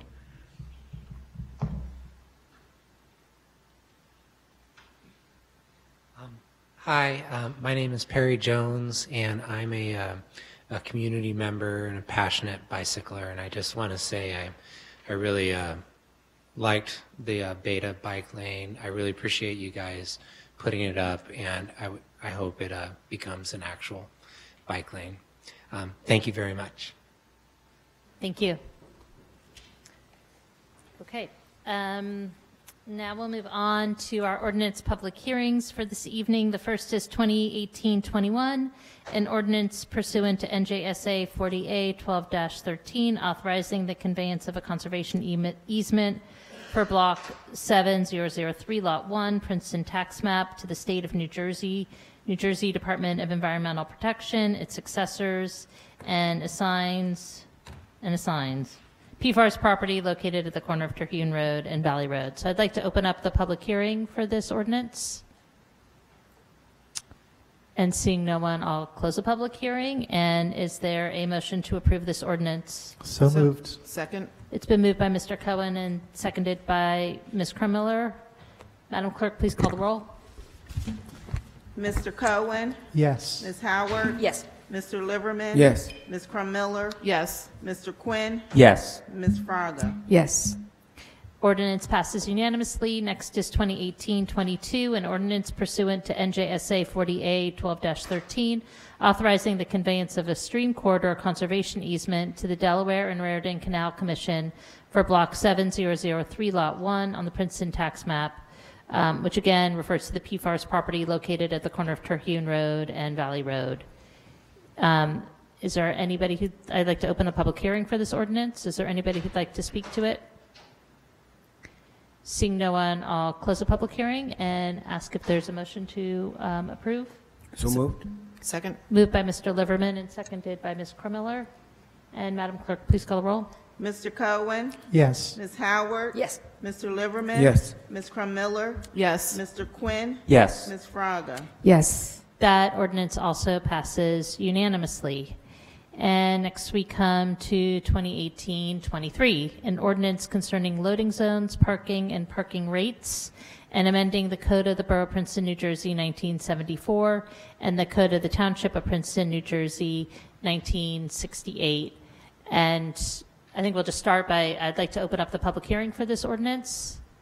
Ask if anybody would like to speak. I was going to be shocked if nobody wanted to speak on this ordinance. You won't be shocked. Chip Kreider, Bank Street. I read the newspaper accounts and I read the ordinance, and I must admit, I was angry. It just struck me as being excessive a little and oppressive a little.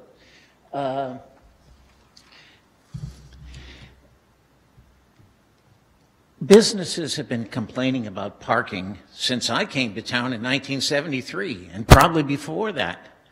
And of course, the biggest problem with the parking is caused by the businesses. They don't provide parking for their employees. The zoning ordinances and the land use ordinances don't require parking for all the restaurants. And if they would simply contract for remote parking and provide a shuttle bus, the parking wouldn't be a problem. But of course, that would cost them. And, you know, a good number of employees in town in those businesses don't even make a living, a reasonable living. But no, we'd rather put it on the public. Okay, what struck me as being excessive? Number one, the hours. If you look at this, you're restricting access to properties in these areas where there's meters for more than 50% of the time. It's 12 hours a day, except 2 days a week, it's 13. The no enforcement on Sundays, that's gone away. And especially the section on reparking. If you don't have a driveway or you don't have a parking space, it's bad enough that you have to go out and move your car every 2 hours, and now you're saying you have to move it a block away. What I saw when I looked at the ordinance was I saw government for the business interests. I saw government for the government revenue. I saw government for the government jobs, but I didn't see government for the people. It's hard to not go after revenue sources, but then you're going to have to add employees to do that. And, you know, I believe in smaller government. Okay, people actually live in all these areas where you have these meters where this ordinance would apply. You're detracting from their quality of life. And it's the 12 hours or 13 hours you're taking are their waking hours. And they don't even get a break on Sundays. You know, not everyone's as well off as people in Princeton. People come from out of town to visit Princeton on Sundays, and now you're going to charge them. It just stuck in my craw. I had a chat with Lance this afternoon. He says, well, you know, this is just first try and we can always change it. Well, why not do it right the first time? And I'm afraid that there might be some unintended consequences of going a little overboard. And I'll give some examples. You've had a hard week at work. You're a normal person, not like me. You work days. You come home Friday at 5 o'clock, decide to have dinner. You can't have a relaxing dinner. You have to get up and move your car a block away. Another example, you're from out of town or outside areas. You come in, you decide to have dinner downtown, and maybe you're going to catch some cultural event at the university. Bam, you get a ticket. Now, I'm a businessman myself, and one of the first things I learned was you can treat a customer any way you want, but you can't make them come back. So people are going to come into town, they're going to have their dinner, they're going to not know that you have to repark a block away, and they're going to get a ticket, and they're going to tell all their friends. So my recommendations are you dial back on the hours of enforcement a little, maybe knock an hour off each day. You let us have one day of peace, Sunday, and you strike the reparking section for now until we see how the other stuff works. And lastly, get back to government for the people. Thank you. Thank you. Is there anybody else who'd like to speak as part of the public hearing for this ordinance? All right, seeing no one, I'll close the public hearing and bring it back to council. And is there any further discussion from... I'm under 3 minutes, I think. All right. Yeah, Ms. Kremler? Yeah, I wanted to bring up the reparking one more time and see if I could, if anyone's thought about it a little more, because I think last meeting was the first time everyone realized that the overtime limits have not been enforced for years, in part because of the police resources that were needed, I've heard. So I think what Mr. Kreider said, get it right the first time, is a good point. And I think the goal of the no reparking could very well possibly be achieved by simply enforcing the time limits on that we have already, and that would eliminate a new complicating idea that not only would the citizens have to, grapple with, but the police also. It's more complicated for them to enforce a no reparking ordinance than a simple obey the time limits ordinance. So what I would suggest is that we strike that overtime parking from the ordinance, and we see how it works to simply enforce the current mechanism that we have that's kind of common. It seems like common sense to me. I don't know why. I mean, I'm hoping it seems like common sense to everyone else on the council.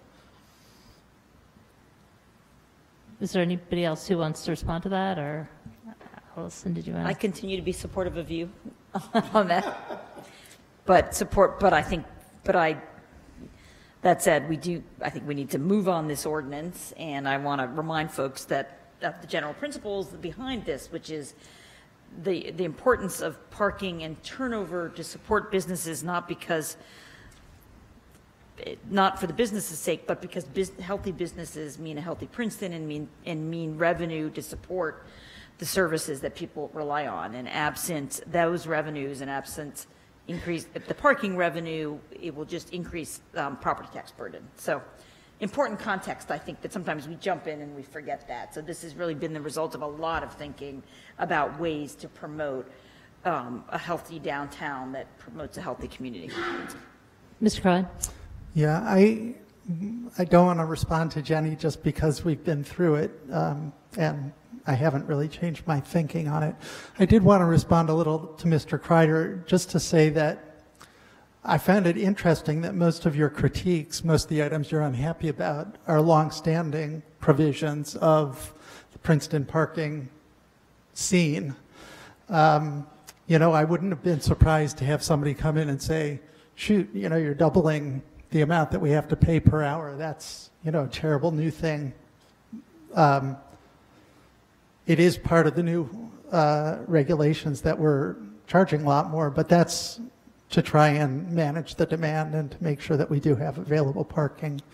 And by the way, and this ties on to what Ms. Howard was saying, I think that we really are being very thoughtful towards our citizens and our taxpayers, because when you charge for parking, you're spreading the cost way beyond the community to people who live outside of Princeton.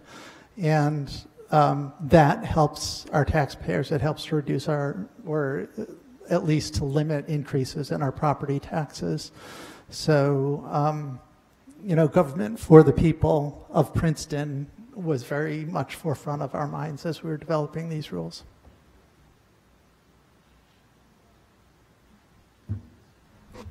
I just wanted to add, I know this came up the last time we discussed this, but we haven't raised the parking rates for over 10 years when other costs have gone up. So the parking revenue has been sort of disproportionately low historically, which has put a greater burden on our taxpayers. And if you look at what the rates are being charged by Palmer Square, which is the other parking entity downtown, their rates are significantly higher than what's being charged right now, and they're still significantly higher from what this ordinance proposes. So Spring Street Garage is still a good deal, and as are the public meters. So, all right, are there any other comments, or is there a motion to approve? Well, I just want to, I just want to say I'm going to vote against it because I'm bothered by the no reparking aspect of it, but I support everything else about it, and I just want to second what David said and everyone else is saying, that we are doing this for the residents. And it also conforms with, you know, newer thinking about parking. There's no such thing as free parking, and that's the truth. I actually did have a question I wanted to ask about the app and the capabilities of the app. So I know one of the things we talked about early on was the ability to add hours or add time onto your meter remotely. And so right now you can do that up to, depending on what zone you're in, up to the maximum time limit. And we also talked about progressive pricing, but sort of set that aside to potentially introduce later. But if we wanted to set something up where, you know, let's say now that we're starting to enforce the time limits, we realize that that 2 hour is too tight a time. Can we add the capability to say, if you have your app, you can add up to a third hour, but that third hour is going to cost more per hour than the first two, but you can do it remotely. Does that require an ordinance change to do that? Or it would? Okay. Okay. And then we're going to be monitoring the statistics on tickets and compliance and all of that, and we would expect a report back in 6 months, or how often will we be looking and seeing if this needs adjustment?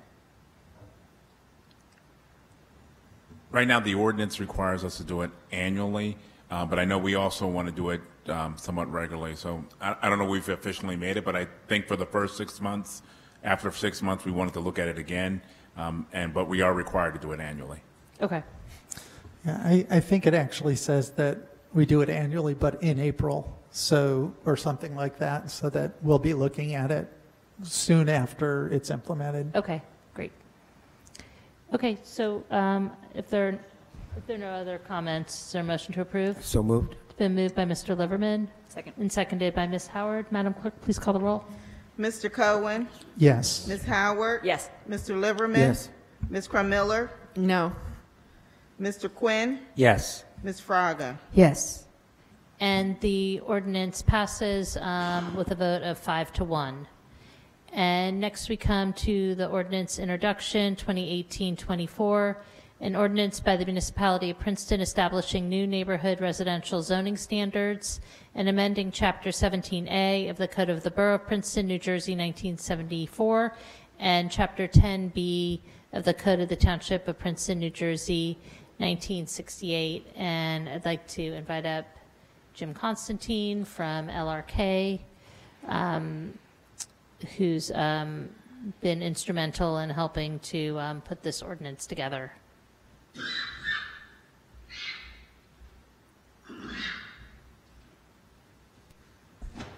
Jim has a presentation for us tonight on this. Yeah, I'll turn this on.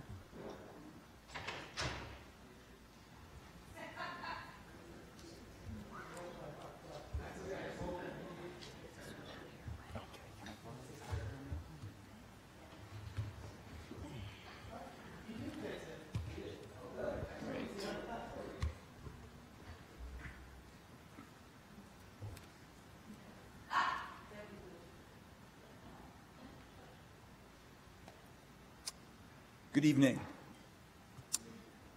Well, tonight we have introduction of the implementation of the Neighborhood Character and Zoning Initiative, an initiative of council that started, I believe, in 2016, with the goals of trying to respond to community concerns about the impacts of development on existing neighborhoods, set goals of strategies, policies, guidelines, and regulations. And tonight you have before you a package of regulations. There's been some minor adjustments prior to this, but this is really the first full-scale package to try to shape future development, to create better outcomes that allow for new homes to match the character and form of Princeton's neighborhoods and streets.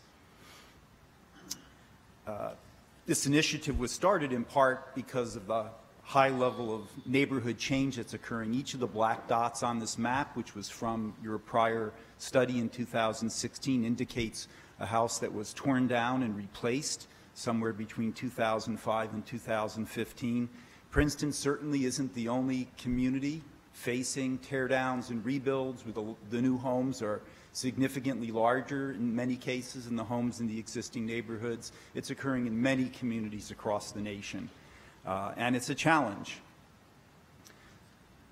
So the phase of work that LRK was brought in to assist with was really implementation. And the first phase was to look at volume, bulk, and massing controls, which you have in this ordinance before you this evening. We began first, though, by analyzing what had been studied before by RBA Group, as well as existing conditions related to zoning.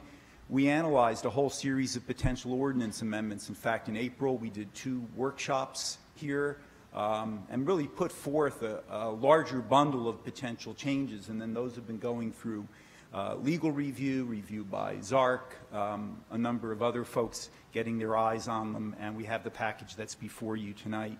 I think the important thing about where we are in the calendar year is that getting these ordinances in place will allow us to start the 2019 building season when those permits start to come in for new homes and construction in the spring and through the summer. Actually, they'll start in the late winter, that we have the provisions in place. And we've attempted to come up with I think, a fairly complete and comprehensive package. I'm sure it's not perfect. But I would suggest that once you have a year or so, a season or so of building in place, that you use that as an opportunity to review and reassess.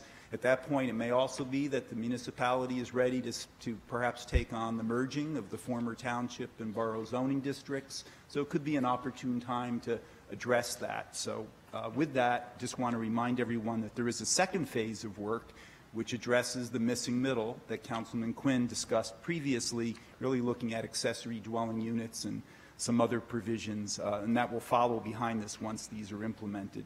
So quickly, in looking at the existing zoning districts, we broke them out for analysis sake as the former township R1 through R4, really large lot districts. These are outlying lots, but found that below that, there was a pairing that could occur between many of the former township and borough districts. They were very similar, the R5 and the R1, half-acre lots. The R6, R7, and R2 in the borough were quarter-acre lots, and so on. And so in doing that, we also just analyze the areas that have been subject to the most tear-down and rebuilds based on the analysis that was done previously. These are the R1 and R4 districts, places like Brookstone Drive, Eggerstone Road, Parkside Drive, Shady Brook Lane. We looked at, in the second, kind of moving into the perimeter neighborhoods, Township R5, Borough R1. These are the half-acre lots, Lake Drive, Ober Road, Library Place, Random Road. And then we began to build study models that represented a range of different homes that were found. These are matches for what exists out in those areas that we analyzed. There's some of the older homes you can see at the left, sort of mid-war, post-war, mid-20th century homes in the middle, and to the right in each of these diagrams are homes that represent some of the more recent forms of what's being built. We looked at the R6, R7 township with the R2 borough districts. This is Valley Road, Ewing Street, Duran, Fisher. These are the half-acre lots that are really at the edge of the core of the community. And again, a range in the streetscape there that can be found, older to more recent examples on the right, another set of them there. And this particular streetscape, which again doesn't represent an actual street, but each of these is an actual home that we modeled.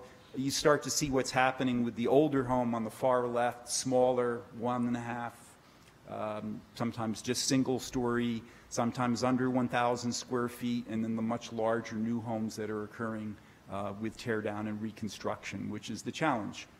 As we move in towards town, the R8 and R3 districts, Moore Street, Jefferson, Linden Lane, Hawthorne. Again, we built a streetscape to test some of the provisions there. Some of the new homes that are coming in on the right, some of the older homes on the left. And then lastly, the R9 township, borough R4 districts. These are the smallest lots in the community. They also are represented by a large number of homes that don't meet the existing zoning. They're non-conforming.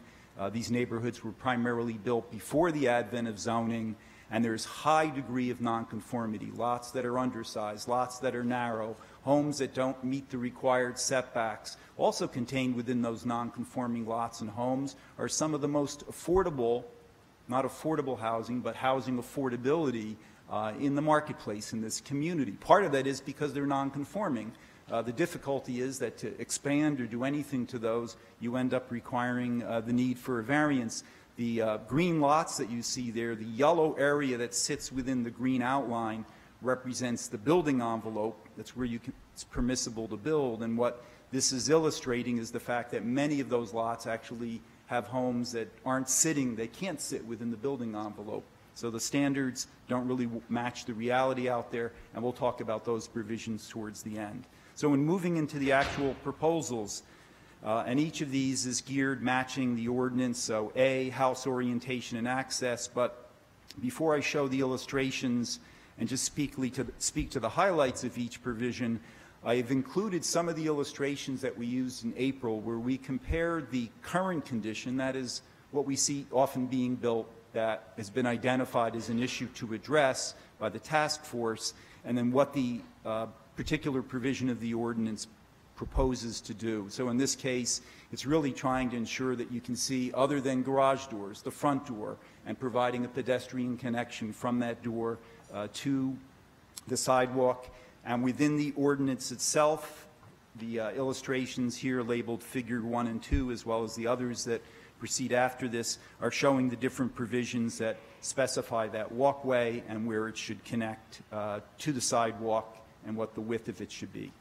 The second issue is facade articulation, and that is currently you can build a home basically in a flat plane from one end of the building envelope to the other. And although that's rare, there are examples that does occur where there's minimal articulation. So what was proposed was to provide, after a certain width, offsets so that you start to get some movement across the front facade and the plane of the home, which will make it appear less massive in the streetscape. Those provisions are provided in figures 3 through 6 on a range of different lot types. Figure 3 is a larger lot home. The provision A basically specifies that that wall facing the street can't go beyond 45 feet. in length without stepping inward or outward by a distance of 4 feet. You see it illustrated in a diagram or figure 4 on a motor court lot. We'll talk about that provision later. Figure 5 shows it on a slightly smaller lot. Figure 6 is a corner lot where, again, that 45-foot provision A is actually facing the side wall or facing the side street on the side wall of the home. We also have provisions here that limit the length of blank wall to not exceeding 15 feet facing the street on each floor and requiring a minimum of 10% windows facing the street. So trying to get articulation, life, fenestration on those front facades. We also have provisions dealing with facade articulation on walls not facing a street.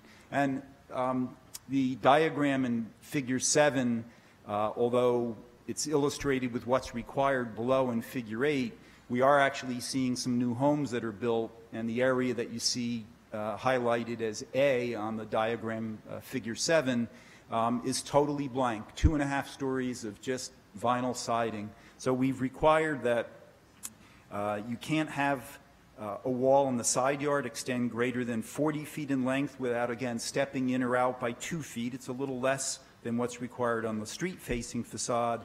The length of blank wall can't be more than 10 feet extending from the front corner back. So if you look at those windows illustrated as E in figure 8, that shows you where those windows, or basically shows you we're trying to get windows that you can see right around the corner, and then a minimum of 5% window area and a limitation in blank wall. I think I already mentioned that.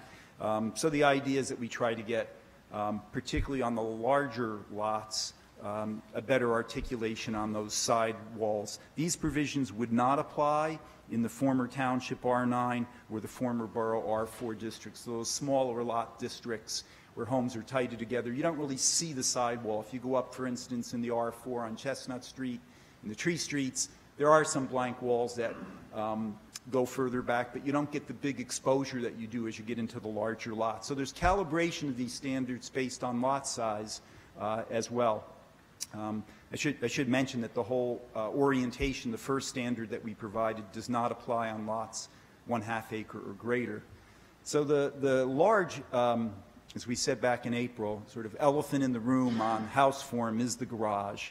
And so currently the garage can be at the face of the home or in some cases extending far forward, and in many cases that's done to keep impervious surface and floor area ratio in a more economical form for the new home builder. So what we have proposed is shifting that garage back from the streetscape. We provided some very clear guidance of making sure that the garage is at least as illustrated in figures 9 and 10. Whoops, sorry about that. At least 16 feet from the front face of the home. And in figures 11 and 12, we illustrate an incentive. And there are incentives in this ordinance. And that incentive is to allow for a porch at least 6 feet deep and 12 feet wide to absorb 4 feet of that setback. So it's an encouragement to get that gift to the street of the icon of American domestic architecture, the front porch, without penalizing somebody and making them trade off floor area or coverage in terms of doing that. And we'll talk about those incentives later. There's also provisions dealing with side and rear entry garages as well. Right now, you can have a 3 or even 4-car garage facing the street. We would limit that. Only two bay garages can face the street. If you want to have a 3-bay garage, it would need to turn to the side of the home or be accessed from the rear. And then we have provisions that deal with the side entry garage. And there's lots of examples in some of the former township zones in particular that have this condition. And so there are lots of homes that would conform to what we're showing here. Slight setback from the front facade. A little more challenging are garages on corner lots. Currently, and the illustration at left for what is current is a home that's fairly new, built in the community. When that driveway starts to occur so close to the corner, it actually is a public safety hazard that people are backing out near the corner. So we're proposing that on corner lots that are less than 75 feet in width, we move that driveway access down to the side street. Here's another example of one that we found out that had been built on the left. And again, how that same house, same square footage, could be reconfigured conforming to the code. So we were trying to illustrate back in April how you could comply. These are the illustrations, 15 through 17, that address garages on corner lots, basically moving it to the side street. However, figure 15 also shows that where you have a lot 75 feet or wider, you are able to just move the garage to the side of the home furthest from the corner. Certainly an improvement over some of the conditions that have been built recently. We then hit garages on narrow lots, and these provisions apply to lots that are 60 feet wide or less, but only in the township R7, R8, R9 zoning districts and in the R3, R4 borough zoning districts. And this condition that you see at left at current could be resolved, and we're actually proposing on the right what we term the floating garage, allowing a single-car garage or carport or porte cochere to extend into the side yard setback up to 5 feet. If you watch the left, there's another example with it occurring further back, and there's actually some relief for floor area and impervious coverage that we have for that provision later, or as you watch the right, actually placing that garage all the way at the rear of the lot. And again, some of that coverage and FAR relief would apply in that situation as well. Again, those are some of the incentives that we have to try to, again, push that garage further back where it's often found in many of the older neighborhoods in town, but do it in a way that we're not penalizing somebody to extend the driveway coverage and pull that garage out from the mass of the house in terms of floor area and coverage requirements. Let's see, you can't go closer than 5 feet to the property line in doing this, and the area that you see illustrated in tan is limited to 1 story, a maximum of 15 feet with no habitable area in the portion that's floating out into the side yard. Motor court is a condition that exists both in the current example, which is, I'll call it sort of the newest generation of motor courts. What's proposed, shown on the right, is actually something that can be found in some of the homes that back up to Carnegie Lake, some in the western section. I would refer to it as a classic motor court, which we've defined in the ordinance as a garage located between the front of the structure and the street, which is accessible from a paved courtyard located at the interior of the lot. And in our provisions for the motor court, we actually have some limitations in terms of the size and the height of the garage, so that the garage doesn't over-dominate the home. And again, the example that we're showing here is somewhat modeled off of some of the older motor court homes done in a way that fit better into the, more seamlessly into existing neighborhoods. This is a condition that allows you to put the garage at the front of the home, but in accordance with the provisions that are in here. Next, dealing with driveway location and design. Currently, you can pave driveways quite wide across the front of a home. You can also have multiple driveways. We've limited to just 1 driveway per lot. We've also provided a provision which says that all parking of vehicles shall be located in a driveway or in a garage. That allowed the elimination of some parking standards in the zoning table and will make enforcement easier, because for the first time we're making it absolutely clear for the zoning official that, and for the public, that parking is either in a driveway or in a garage, and we don't get into these murky situations where people are throwing stone down and making driveways expand on the weekend and things of that nature. So the provisions on driveway location also deal with narrowing the width of that driveway as it's back. And I just wanted to point out, while I have this illustration up, that because as these have been growing, you see that they're building all the provisions from house orientation to garage to driveway to facade width are all building on one another. But the height, if you look at the home on the left, which represents something that's often built currently in Princeton, the home reads a certain way in terms of the height of that house in the streetscape. If you look at the proposal on the right, there is more of a house front to the street. The garage is pushed back. It's less massive. And so that massing change will also change the scale and the way people read height in the streetscape, because all these provisions are layered together. So again, we have limitations in figure 23 that the driveway width will be choked down between 8 and 14 feet, 14 feet at the street, 10 feet as it comes in to the front yard, and then it can flare out to a maximum of 22 feet across the front yard as it extends back. And we also have, again, provisions for this on corner lots in figure 22. We've also provided for an acknowledgement of a condition that exists and the only place that you could have a second driveway, which is for a U-shaped driveway. This only applies to lots 100 feet or greater in width, so it really would be on those large lot districts. Not normally on, well, can't be on the smaller lots because you need 100 feet in width, and there's provisions in how far the separations need to be, 50 feet, how far those need to be from the lot lines, things that don't exist in the code today, although there are some U-shaped driveways in the community. So this at least provides standards to that. And then we come to narrow and non-conforming lot conditions. So there is a whole, this is where we were going in and really addressing significantly the conditions that exist in the Township R9 and the Borough R4 districts, where I mentioned previously we have a lot of homes that are on undersized lots. The lots don't conform in width. They don't have the proper setbacks. And we've tried to provide some relief in terms of those non-conforming yard setbacks for lots that are no greater than 6,000 square feet in area or 60 feet in width.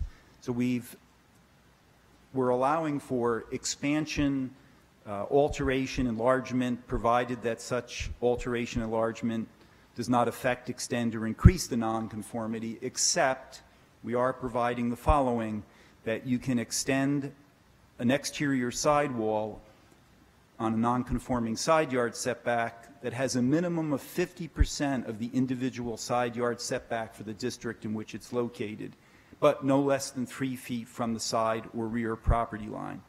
And we're also allowing that to occur where the setback is a minimum of 75% of the combined side yard setback for the district in which it's located. That alteration or enlargement within the setback area is limited, 15 feet in length, 1 story in height at either the first or the second story, and it can't be a 2-story addition, can't occur at the 3rd story. So basically, I would describe it as allowing people to expand by a room on these smaller homes. These are often, and we discussed this with members of the zoning board who came out to the workshops in April, the classic hardship bulk variance that the zoning board sees. They're almost routinely granted. However, if you're living in one of these more affordable homes, and I would really describe them as being homes that are in the bottom quintile of house values in Princeton, you're faced with a months-long process and thousands of dollars of getting a variance to perhaps just add an addition and allow these affordable homes to just expand and live with your growing household and family situation. So this is regulatory relief that's been placed in here that I think in April we certainly heard unanimous community support for from people that came out to the public meetings, including in the builder and architect and public. We also have some other provisions relating to non-conforming height to setback ratio planes.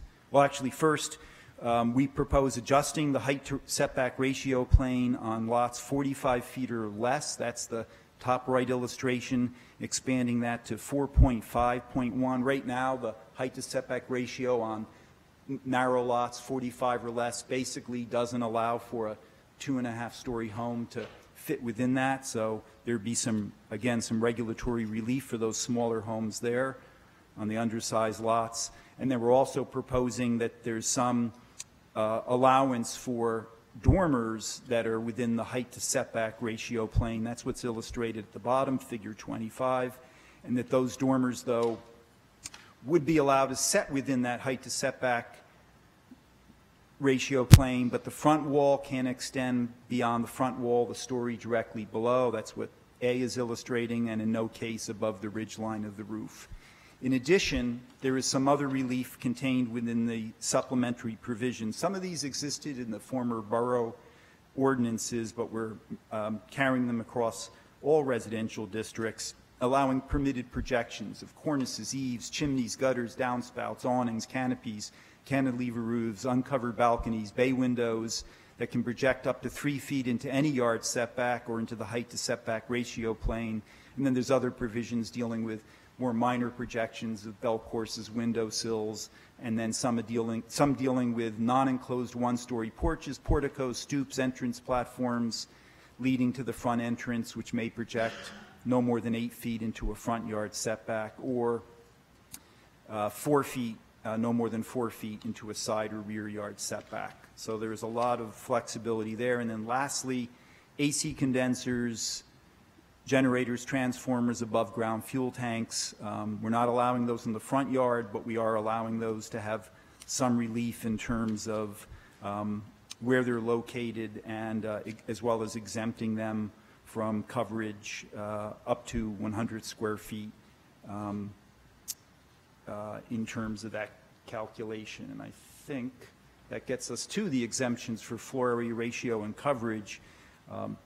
What you see illustrated here, provision A is basically just clarifying that non-enclosed one-story porches, porticos, stoops, and entrance platforms can extend up to 200 square feet, or can have up to 200 square feet that are exempt and not included in floor area ratio or impervious coverage calculation. So again, that's an incentive to put a porch on without having to make a trade-off between porch space and living space, because you want to see porches on homes if you can. And secondly, especially on smaller lots where you're really pinched in terms of the coverage and the floor area calculations. And then B is indicating that that portion of any garage, porte cochere, carport, or other accessory structure that is located behind the rearmost wall of the dwelling, and that is delineated by C on these diagrams, is allowed, if it's no greater than 1 story and 15 feet in height to the peak of the roof, and doesn't exceed 300 square feet, that portion will also be exempt from floor area and coverage. So that's, again, an incentive for people to place that garage, whether attached or detached, to the rear of the lot. And I think lastly, we're on building height, where we've provided for a uniform definition between township and borough zones, and basically defining that as the greatest vertical distance between the average level of finished grade or pre-construction grade, whichever is lower in elevation, and normally you're seeing the finished grade is being raised above the pre-construction grade, along the exterior walls of the building to the highest ridge or point of the roof, or cornice or parapet in the case of a flat roof. So that would redefine that. And that height is also being made somewhat more uniform for single-family homes at 35 feet, that being applied in some of the township zones, which did not restrict height previously, or restricted height at 30 feet, and some of the borough zones, which restricted height at 35 feet to the median of the roof, or maybe mean of the roof. I have to go back and check that. So we have a consistent height definition. We have also adjusted that to allow for a 40-foot height for two-family homes, attached dwellings, and multiple dwellings. And I think I have summarized the ordinance before you. Thank you. I know this is, there's a lot of material in here, but it's also been a long process too. And so I don't think any of these concepts are new to at least council. But I'd like to just talk about sort of like the structure of the rest of this. So I would recommend that if there's questions from council for Jim, we start with that. Then I'd like to open up, even though tonight's not the public hearing, if there's anybody from the public who'd like to comment on it, and then we'll bring it back to council to see if we're ready to move forward with introduction. So start with questions. We'd start with Mr. Cohen and then Ms. Krummeller. So I really like virtually everything that's in here. My one question is, and I'm sorry I didn't pick up on this before, but in figures 10 and 12, their plan views of garage setback, and the driveway is shown as double wide all the way out to the street, even though in the three-dimensional view it narrows, and I just think it would be good to correct that so that it's consistent between the plan and the 3D view. Okay. Good point. And I will just, for everybody here who's been part of these discussions, one of the exciting things about this ordinance, aside from the content, is the format of it. And this will be the first ordinance that Princeton has that has illustrations as part of it. And we're hoping that will make it easier to understand, more usable. And certainly I feel like as council, I think we have a much better sense of what we're actually voting on, which is so important for something that is going to have such a big impact. Ms. Krummeler, did you have a question? Yeah, I had a couple questions, and I'm sorry I didn't bring this up when we met. Because, we didn't discuss at the last council meeting the exemption, the non-conforming lot exemption. And just now you talked about it applying to just the one zone, basically the Witherspoon-Jackson neighborhood, but doesn't it apply to every neighborhood? The section K1? Yeah, I apologize. I think I skipped can I address that? Yeah, so there's two different things going on in that subsection K. You're correct. So K1 deals with non-conforming lots. So these could even be vacant lots. And you're correct. That applies across the board. K2, which was what Jim was highlighting, applies only in the R9 and the R4, and that deals with lots that are already developed and have non-conforming conditions, and it's to let people do things to those houses without having to go back to the zoning board every single time. Or lots that are 60 feet in width. Correct. Or 6,000 square feet. Thank you for that clarification. Yes, you're right. But wouldn't it also apply to houses that are being torn down and everywhere? I mean, K2. K1. K1. If there's a non-conforming lot with a house on it, because this is what has been happening, a non-conforming lot, this happened right next door to me, so I can just use myself as an example. On Moore Street, a non-conforming lot was sold, and a developer bought it and wanted to tear it down.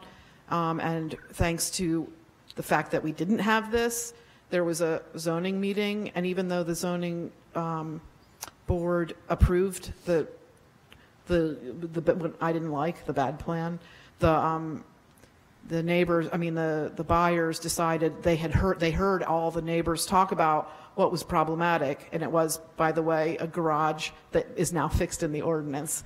But that meeting served, I think, an important purpose. The buyers decided not to do it. Now they're selling it. And in other instances, even if technically the zoning board approves the application, it's an opportunity, and it has happened a lot of times. It's where the developer is kind of forced to confront the neighbors and oftentimes greatly improve the plan. So even though I understand that now we're not going to have as many bad types of applications, I wonder if this is now going to make tearing down, which is the main issue that everyone came to us about, I believe, easier. Because right now there's no reason that any neighbors have to know if you're going to tear a house down. You can just wake up one day and the house next door to you is torn down. So I feel like this isn't really this is more a process issue rather than a design issue, and if we could take it out, it would be... Well, so a couple of responses to that. One one is if the concern is... Trishka, I don't know if your mic is on or you're not close enough. It is, but I'm not close enough. So there's two independent independent things going on in K1, and one does deal with either developing the vacant lot or a tear down, and you're correct, it would allow a lot to be scraped and then rebuilt as long as all the other bulk requirements were met. But then there's also, this section also speaks to if it's already developed with a single-family dwelling, but it's non-conforming as to area, frontage, width, or depth, that dwelling can still be altered or enlarged if everything else, in other words, if it conforms to all the other bulk requirements. Right. So That I guess one my seems question more- is that part okay? Because it may be a question of let's not throw out the baby with the bathwater. Yeah. We could excise just portions of this section, just the bits of it that deal with the tear downs, with either developing a vacant lot or scraping the lot and building new on it, as opposed to that does seem, making changes to something that exists. for one thing, that neighborhood now has a historic district protections, so I am more supportive of that part of it. But I don't know what other people think about this. Yeah. I'm sorry, because I kind of glossed over it when we were talking about all the other great things. I mean, I do want to say I never dreamed that we would be able to do something about the garages. So it's really, I'm really happy about that. I just have a question before we have council discussion on Ms. Krumiller's proposal. Do you have a sense of what our best approach is to all the non-conforming lots? Should we think about changing what lot sizes are in some of those districts so that there's fewer non-conformities? And is that something we should try to take up when we're merging the codes, or is it better left alone? And are you just going to see massive subdivisions if we open up that can of worms? I don't know that you'll see massive subdivisions in the township R9 and the borough R4 districts. There's not really land to subdivide. But I think trying to recalibrate districts where you have a huge number, and so you may even be reclassifying it so that there's different size single-family homes, and maybe there's some size parameters that match the lots.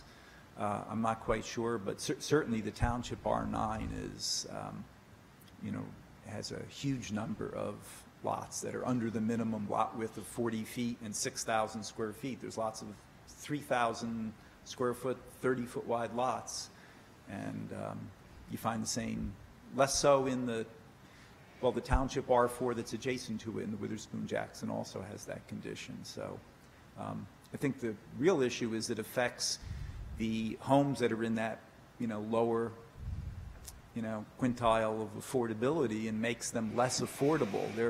They are affordable in part because of the nonconformities, but you're handcuffed in terms of what you can do to adjust the house. So you're sort of stuck to move if you want to get to something that's larger if your family is growing. There's no ability to expand without facing variances. Right.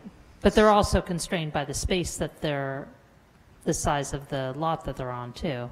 Correct. But in some cases, those lot standards were created, I'll say, in an ideal zoning mindset that really didn't reflect the reality of what was built. The prevalent built condition doesn't match what the standards are. Mr. Cohen? I did want to respond to Ms. Krumiller's suggestion. Basically, I think you sort of addressed, in a way, because so many of these substandard lots are in the Jackson-Witherspoon neighborhood, and it is protected by the historic district now. I don't see the need for an additional protection against the tear downs. And the problem that I have with it is that essentially you would be saying that, people who have small lots, their neighbors get to have a say of whether they tear down their house or not, but people who have a large lot, the neighbors still have no say. No, right? I'm saying I agree with you, and so Section 2 is fine. That's only the two zones that are the smallest lots, but let's not do number one, which is the entire town.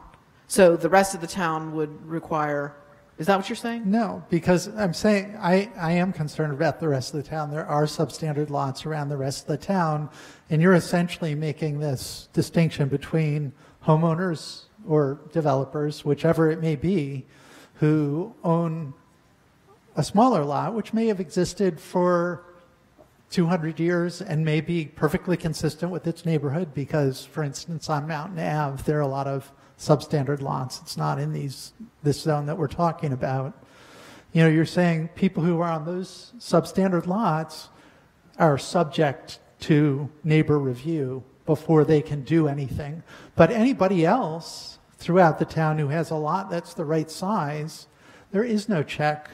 There's still no check on tearing down. So I don't see how it's fair to penalize people who have these long-term, long-existing small lots and saying they're the only ones who have to go through run the gauntlet of having their neighbors yell at them and tell them what they should be doing, and everybody else, you know, still gets to do whatever they want. I think that there's more fairness if we just say that, yeah, these substandard lots that are pre-existing, as long as all of the other rules are followed, there's no reason to be making them jump through hoops. I guess it depends on what your priorities are. Is there anybody else who'd like to add to this discussion? Or I'd be interested in Jim's opinion as to whether K1A would have unintended consequences of encouraging teardowns, which I think is Ms. Crummiller's concern with it. And well, it's also, my big concern is that I feel like we've been hearing from people about the teardowns and how horrible they are, and now we're doing something that's making it easier to tear down. I mean, there are a couple of language fixes that I could suggest right on the spot to K1A that would at least get around the concern about encouraging teardowns. So can you just make sure you're right in the mic? Now I'm right in the mic. So if you'd like, I mean, I can make this suggestion right now. I think in K1A, if the concern is really just eliminate the incentive or the encouragement for a teardown, if you reword it, well, I'll just read: any lot that is nonconforming as to area, frontage, width, or depth. Or actually, no, sorry, let me back up. So if you just insert at the very beginning, any vacant lot that is nonconforming as to area, frontage, width, or depth may be developed with a permitted single-family dwelling, and any existing permitted single-family dwelling on a lot that's nonconforming, blah, blah, blah, may be reconstructed, but then strike out replaced. Because reconstructed just suggests you're just putting right back what was there before. Replace would potentially allow you to do something different. So I think if you insert vacant at the very beginning between any and lot, and then if you take out the word replaced, now you're getting around the scraping and putting new, as opposed to dealing with existing vacant, undersized, or non-conforming lots, and non-conforming lots that are already developed, and you want to allow people to do something with their homes. That sounds good to me. I don't know how Jim feels. That's a good suggestion. All right. I mean, it doesn't address my concern about Right. fairness to people who own standard lots versus substandard lots, but. Okay, well, I think this would help if you made a formal motion to make those two changes to K1A. So the first change would be to insert the word vacant. So it would read, any vacant lot that is non-conforming, and then to remove the word replaced when it says towards the end there, that is non-conforming as to area, frontage, width, or depth may be reconstructed, altered, or enlarged, and you take out that word replaced. I'll move that. That we make that amendment. Second. Okay, so it's been moved by Ms. Krummeller and seconded by Mr. Quinn. Can we do this without, can we just talk about this one piece of it, or is this then going to be introducing it? You haven't introduced it yet. I think what you're just talking about is making a change to the language of this before you introduce it. Yes, exactly. Okay. Yeah, that's fine. So is there any further discussion on this? I'd like to ask the clerk to do a roll call on this vote. Mr. Cohen? No. Ms. Howard? Yes. Mr. Liverman? Yes. I said yes. Ms. Krummeller? Yes. Mr. Quinn? Yes. Ms. Fraga? Yes. Okay, so that passed 5-1. And while we're at it, if we can vote on David's recommendation to fix figure 10 to show a single width driveway instead of a double width driveway at the street. Or to show it narrowed. If To you show- look at 9 and 10, the two, they're supposed to be a diagram of the same thing, but At the curb. yeah, it should narrow at the Yeah, curb. I think the simplest would be to just move to have those two figures change the plan. I think David expressed it well, so that the plan view matches the 3D view. Okay, so the plan view matches the 3D version. I'll second that. So it's been moved by Mr. Cohen, seconded by Ms. Howard. All in favor? Aye. Aye. Any opposed? Okay. Are there any other questions or comments from council? Ms. Krummeller? Oh, wait, did you? Yeah, there was an. Yeah, I also, I tried to solve the problem, but I couldn't in my own mind of the, that we're raising the height in the township, and it's on page 29 of our ordinance, and we're raised in order, I think one of the main motivations was to equalize with the borough, but the township has a 30-foot height limit in these districts, and the proposal is to change them. I forget which districts, but It's the R6, R7, R8, and R9. The height limit is currently 30. The proposal is to increase it to 35. And I would just, I did hear from architects, including Jim, saying that that raising it would make the design better, so that you could build half stories into the house, more easily. But after the meeting, I was looking around at a lot of the spaces and talking to some people who have a half story, and I think you can have a half story, and there are a lot of them already in that zone with people with a full attic and it's not like, it doesn't look weird or anything.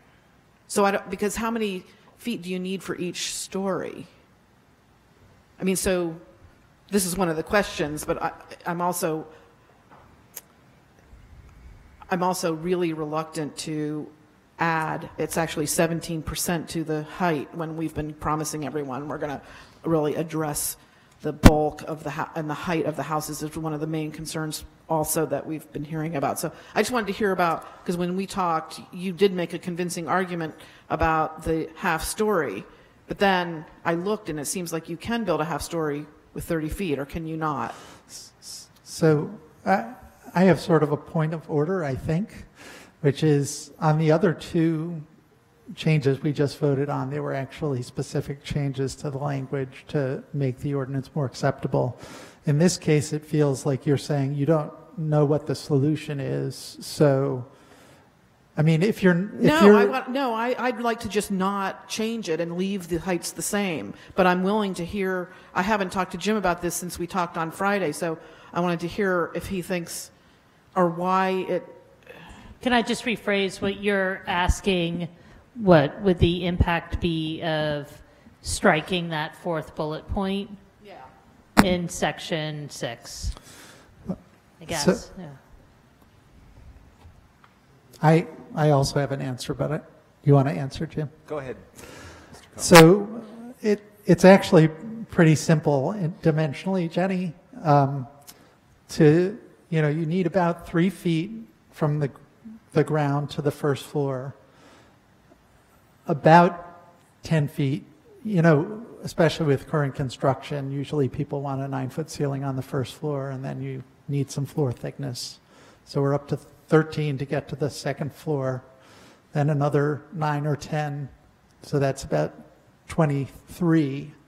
And then if you're talking about putting an attic above that, you only have 7 feet left, and that's to the outside of the roof peak. So you can understand how that wouldn't allow you to put even a partial attic, you know, with even a 6'6" ceiling, if that's basically the calculation to help you understand why you can't put that top half story on if you're limited to 30 feet. Well, it also, I think we're all talking about affordability, and I don't think there's any doubt that the bigger the house, the more living space, the more expensive. So I feel like that also defeats our purpose of keeping houses affordable. As we said when we met on Friday, we're not changing the floor area ratio. So allowing an attic does not in any way increase the size of the house. It just moves it from lower floors to an upper floor. Clarifying question so the goal, so the impact might be that you get more visually interesting, right? Or right, you're not adding actual living space, but you're just allowing more flexibility in design. Is that? I would argue that really what you're doing is encouraging more traditional style homes by moving from 30 to 35 feet. Because right now, developer homes typically don't have a finished attic at all. You know, it's a drop-down stair, and, you know, it's basically 2 stories, the first floor and the second floor. If we raise this height, we're actually encouraging people, and especially in combination with some of these other rule changes, to think about making their house more like the houses that were being built in Princeton in the 1930s. And so you're going to talk about preserving neighborhood character. Jim, what do you think? So I can't be sure. We could go back and measure, but I'll use it for illustration purposes. So if you look at the illustration of current, that is very typical for many homes that are built in the township. I think R6, R7 districts we were referring to before.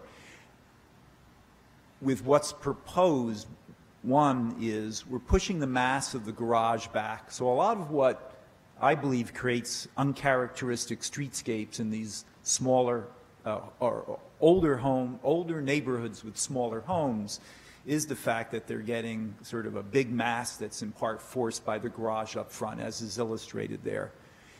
The house that's actually shown under proposed, I believe, scales a little bit taller, but even if it were taller in the house, it helps make the garage, which is set back, look smaller by comparison, and it's, you know, there's less ridge line and roof sort of sitting up in the streetscape. So if you look at it from a massing standpoint, I think the mass is better proportionately placed on the property so that you're getting more facade and front door and windows forward, and the width of that home on the right is probably much closer to the width of, let's just say there's single-story and 1.5-story homes in the neighborhood, because it's been narrowed because we've pushed the garage back.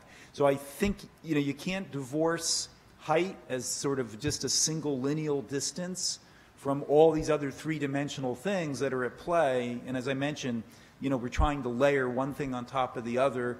And, you know, hopefully we can reach out to the building and design community and try to encourage, maybe we need a municipal design awards competition or something for the 2019 building season. So I think that those things all in total will help relieve some of the current reaction to height. I hope.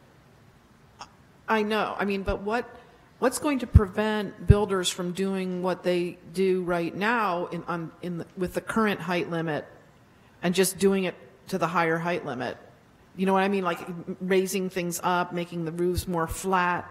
They'll just do it more to make this, don't you think? I'm not sure they get a return on it. I think, though, if you're trying to design a home with a usable attic space, then this additional height will absolutely allow you to do that. And I think in some cases that means that that roof may receive dormers in its design.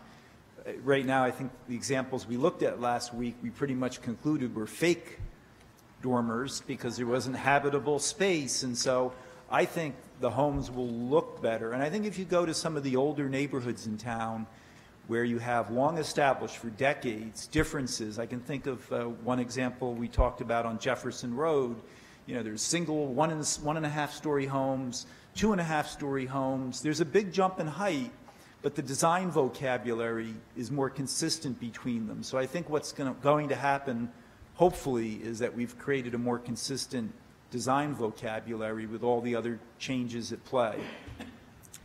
Okay, I just wanted to see if anybody else had feelings about this, or if Jenny, you wanted to make a motion so we can, or if you, yeah. I've struggled with this, and because I think that it offers an incentive to builders and developers who are going to be on board with this, but it also is people who don't care about this. It sort of gives them a bonus and would allow them to put do like a loft with a flat roof on top. So I think that your argument is convincing about taking a look at it at the whole. But I think we need to acknowledge that it is a risk, and I'm interested to hear what the public has to say. May I just point one thing out to the extent that it helps or hinders?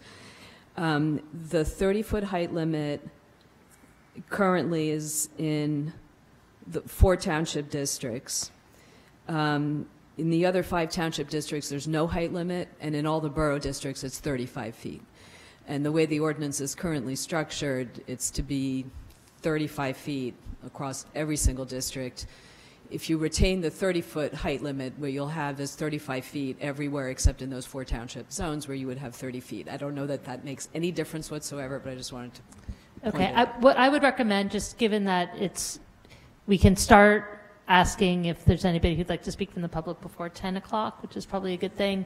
And I know we've gotten some emails about this issue, so at this point, if it's okay with council, I'd like to open it up. We'll hear from anybody from the public, and then when we bring it back, we'll finish up on that point and any other items that come up. So who would like to speak to this? Okay, so I just ask you to come up. Eve Niedergang, 15 Forester Drive. Thank you again for just a wonderful presentation. Wait, Mayor, can I just... I think there's only 2 people who want to speak, so it's okay. I can get behind myself if you want. You're right. The visuals are just incredibly helpful, and as Mayor Lempert said, I'm thrilled that this is going to be part of the ordinance.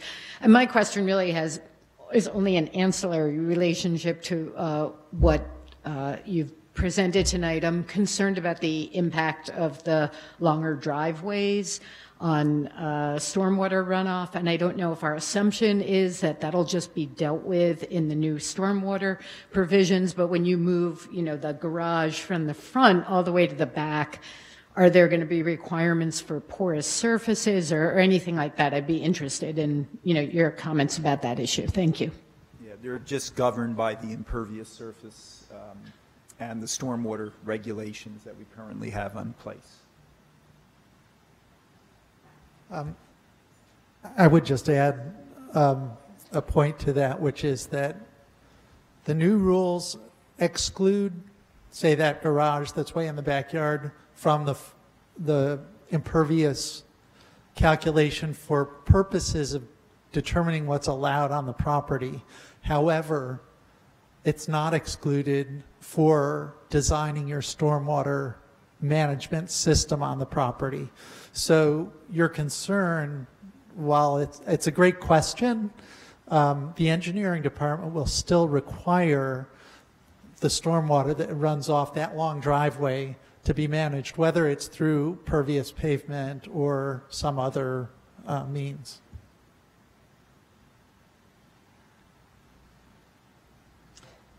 Good evening. Marina Rabina, 28 Corey Street. I actually wanted to go back to David's point where he voted against the previous provision, if that's allowed. I think that's a real problem, what you've just changed. Because I've been to zoning hearings for other reasons where a developer sends an attorney or somebody who doesn't care, and they present the project, and the project is compliant, and all the neighbors have received notices thinking that they could make a difference. And they show up all worked up, trying to make a difference. And the zoning board says, we're the wrong people to be complaining to because we can't not approve it because everything is compliant. The only thing non-compliant is the lot size. And if we don't allow these people to do this, it's a taking. So you effectively just angered all of these neighbors, and additional requirements have been put on developers to bring photographs and designs. And it's all with good intentions, but it just angers people even more because they're really upset thinking they're going to make a difference, and they can't. So I'm not sure what this achieves by just, again, angering everybody in front of the zoning board, rather than what Jim is trying to do, is trying to proactively come up with changes that new buildings will happen. I'm sorry to say, you will. And just trying to proactively, with incentives and orientations and rules, try to encourage the good ones. But and the developer's not even there to hear the angry neighbors. So, but the people who are trying to do it for themselves are there to hear the angry neighbors scream and yell at them, and then they move out because, I can't live next to these people anymore, right? So I don't know what that achieves. There's kind of, inequity, back to what David was saying. For the 35-40 discussion, I was just really thankful for the work that you've done, and I thought that whatever you decide, it's really helpful that the duplexes are allowed to be higher, because I think that's what we hope to encourage in the future, is the additional duplexes and things. Thank you. Thank you. Is there anybody else who'd like to speak at this point?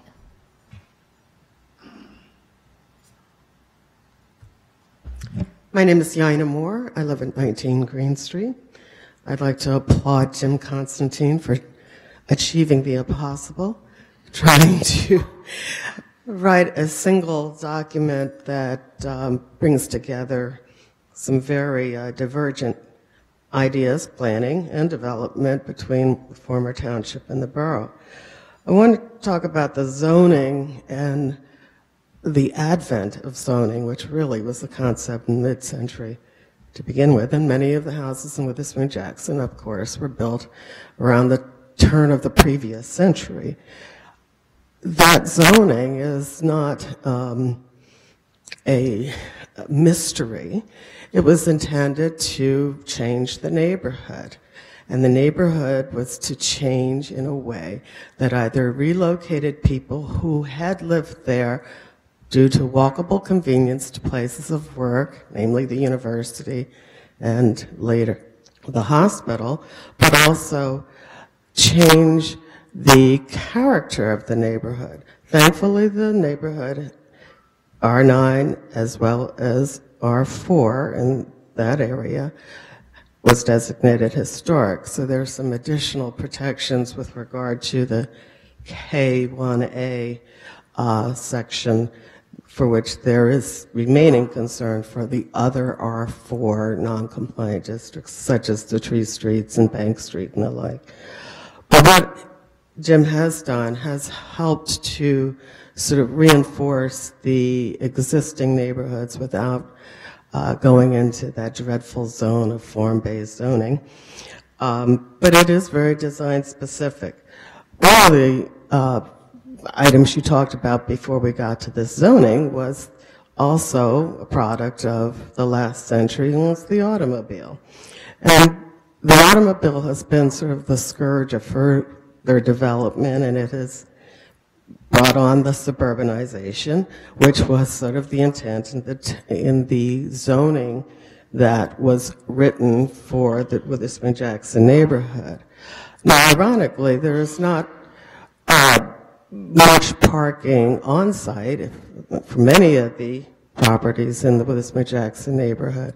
And so there remains to be some very creative opportunities that I had mentioned to Jim back in April that should be considered, where these non-conforming lots are allowed to share driveways, even further economizing on curb cuts, and also bring to the lot line, should there be an accessory or garage, that building of a garage, or that the garage currently, as he even showed in his diagrams, currently sit.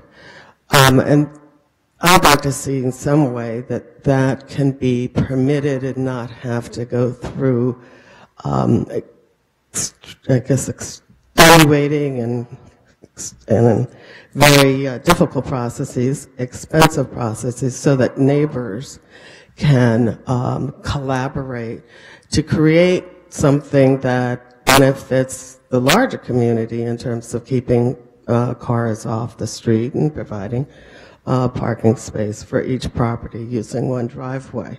So if that could be done, Jim, I'd like to see that happen in the R4 zone where it already exists. Those two things, shared driveways and lot line building of a garage space. Now, on the issue of tear downs, and that K1A provision, I do believe your change has addressed some of the concern around whether that could be interpreted as a ticket to tear down. I was going to suggest a disincentive for anyone who tore down could only build a tiny box or something. They could certainly build on the foundation, previous existing foundation, but they couldn't benefit from all the extra provisions that an existing house could in terms of growth beyond what would have been normally permitted. On the issue of affordability and current residents or long-standing residents of Witherspoon-Jackson being able to do anything, the zoning process still, the variance process continues to be very prohibitive. It even prevents some basic maintenance, but it also prevents some issues of environmental changes and energy efficiencies to the homes, and that should be considered. It's not just air conditioning, but I think there are also issues with regard to that relate to, I think, historic with solar devices, geothermal, how you achieve some of these efficiencies in these smaller lots, smaller roof surfaces, and the exposure to the street. Sorry, I'm going over a little. But affordability to current residents versus those speculators who may come in to try to change houses is sort of another problem. But if you can't live in the house economically, that's where affordability has begun to, push a lot of people out, including the issue, of course, property taxes. I think just one last thing with regard to a comment that brought up a concern that was expressed in the Western section when they were trying to go for a historic designation, and that's the creation of buildings with flat roofs. There's no requirement to have a pitched roof, but much of what you've said in creating dormers and the like suggests that a pitched roof is pre-existing or has been built. So is there an aspect of roof type that becomes a part of the zoning, other than the angle in terms of the ratio setback to height that would pierce that plane? Are there some other devices that might discourage flat roofs?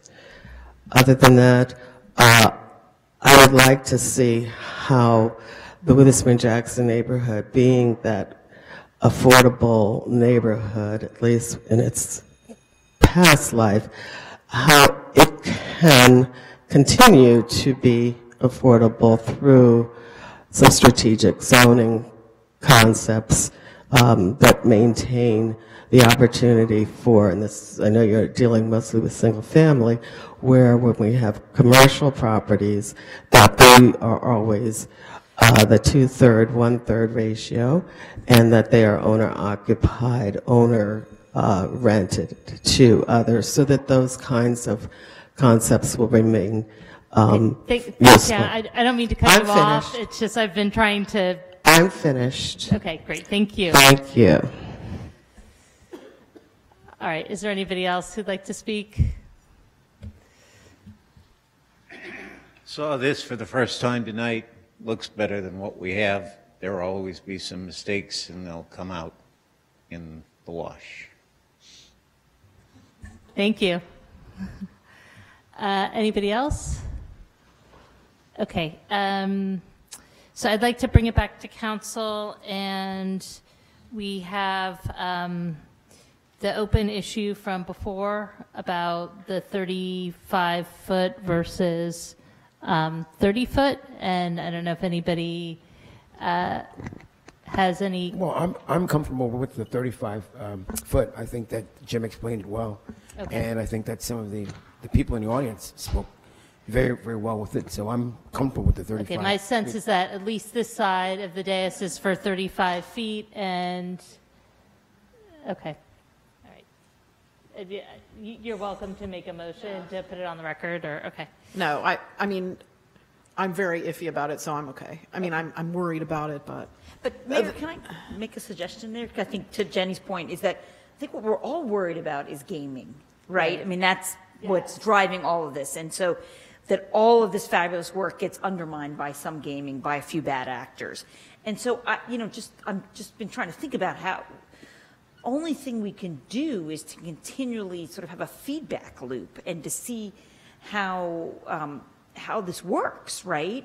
And even maybe to formalize that, right? I mean, I'm just struck by, she's not here tonight, but Kip Cherry last week, spoke very movingly about something that had happened in her neighborhood that would have been prevented.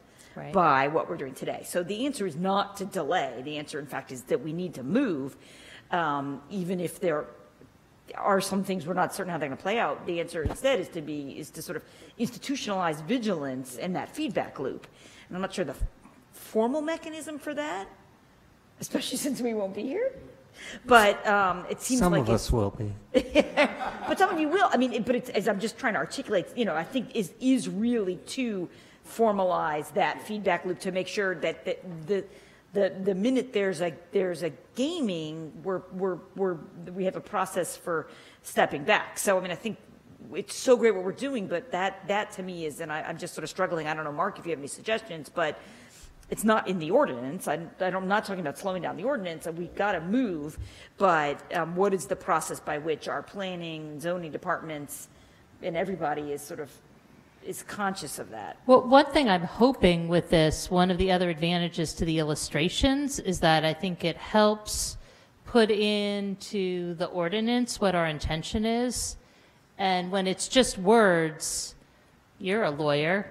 Right. So, Right. I feel like there's what more, the definition of is. There's more maybe creativity there about what's Right. intended and what's allowed, and maybe this is another advantage of the illustrations great where point. it's really clear when you're veering away from what our intention is, that is hopefully captured by these illustrations. But I agree with you that for any of our ordinances, but I mean, this is major change. And I remember when we started this, I mean, I again want to just like kudos to Jim that this room isn't overflowing with angry people. It's not like we haven't been advertising this and talking about it ad nauseum, but I think the process worked really well in terms of at least getting us to essentially consensus. I mean, there's, I think, some little disagreements over some of the edges of it, but no, I think it's thank you to you, and I want to thank everybody on the planning board also who had a hand in this. So, I mean, it just, the only thing, just one final thought is that I think, remember when we did the ordinance for it wasn't the ordinance for 7-Eleven, what was the formal name? The hours of operation. Hours of operation ordinance, but shorthand became the ordinance about 7-Eleven. That we built into that like a formal mechanism that required us to go back, and that was, I think, too restrictive, right? That form, I'm not suggesting that here, but maybe, Jenny, I'm looking to you, the continued existence of the neighborhood character task force maybe is a way to. Well, we get a report every year from the zoning board, so I think we'll get a sense from them as to whether. I think one sign that this might not be working is if we get a ton of variance requests, right? And I think we'll, like, going around town, I think we'll get a sense of whether it's working or not. But I agree, like, I think maybe we should put something in the calendar for a year from now. I don't know if we'll start to see it that soon, but I think we'll get some early signs maybe of whether this is working or not. But I mean, I expect that we'll be putting on our agenda for one of the goals and priorities to consolidate the township and borough codes. And I think just as part of that process, like Jim was saying, it's another opportunity to look and see where we are. Mayor, I think, and correct me if I'm wrong, Jim, but first of all, this is a big step, and it's one that I'm happy that we're taking. But this is also sort of takes us, it's a step toward formalized design guidelines for builders, and we can fine tune this as we go, correct? Sure, and assess it. You can take some of the collateral material that we produce, like the illustration that's on the screen from April, that could be placed into the master plan. You could do a master plan amendment to even more explicitly provide guidance, because we don't have the don't do examples in the code. We just have the do, the positive examples. So you could take all of this prior material that we showed in April, and that could become a master plan amendment, and the zoning board could also rely on that in some cases when they're confronting variance applications. So that's a really excellent thought. I would charge both David and Tim to take that back to the planning board and recommend that. But to Heather's idea, I think we can have maybe a yearly kind of state of the planning department report, and force. That just. Great idea. Just make that formally part of your review process of your goals and priorities each year, and we already have subsections. Maybe that becomes one that you review. Great idea. Are you looking for a motion? I'm looking for a motion to introduce, and we've already amended it those 2 ways earlier. So moved. As amended. So it's been moved by Mr. Quinn and seconded by Ms. Kremiller. Any final thoughts or statements? All right, Madam Clerk, please call the roll. Mr. Cohen? Yes. Ms. Howard? Yes. Mr. Liverman? Yes. Ms. Kremiller? Yes. Mr. Quinn? Yes. Ms. Fraga? Yes. So the ordinance has been introduced, and the public hearing will be on November 19th, 2018. And in the interim, it is going to go to the planning board for their review of consistency with the master plan. So thank you. Now we come to resolutions. First resolution is 18352, resolution authorizing the renewal of membership of the Mid-Jersey Municipal Joint Insurance Fund.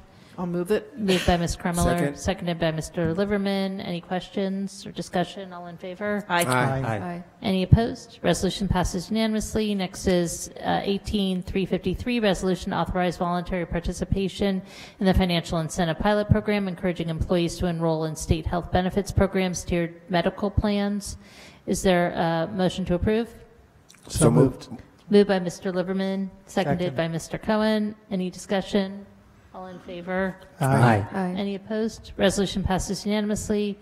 18354, resolution authorizing the award of a contract to Vermeer North Atlantic Sales and Service via the Sourcewell contract for chippers, grinders, trenchers, and compact utility loaders, contract number 062117 VRM for a new stump cutter in the amount of $55,384. Is there a motion to approve? So moved. Second. Moved by Mr. Cohen, seconded by Mr. Quinn. Any discussion? All in favor? Aye. Any opposed? Resolution passes unanimously.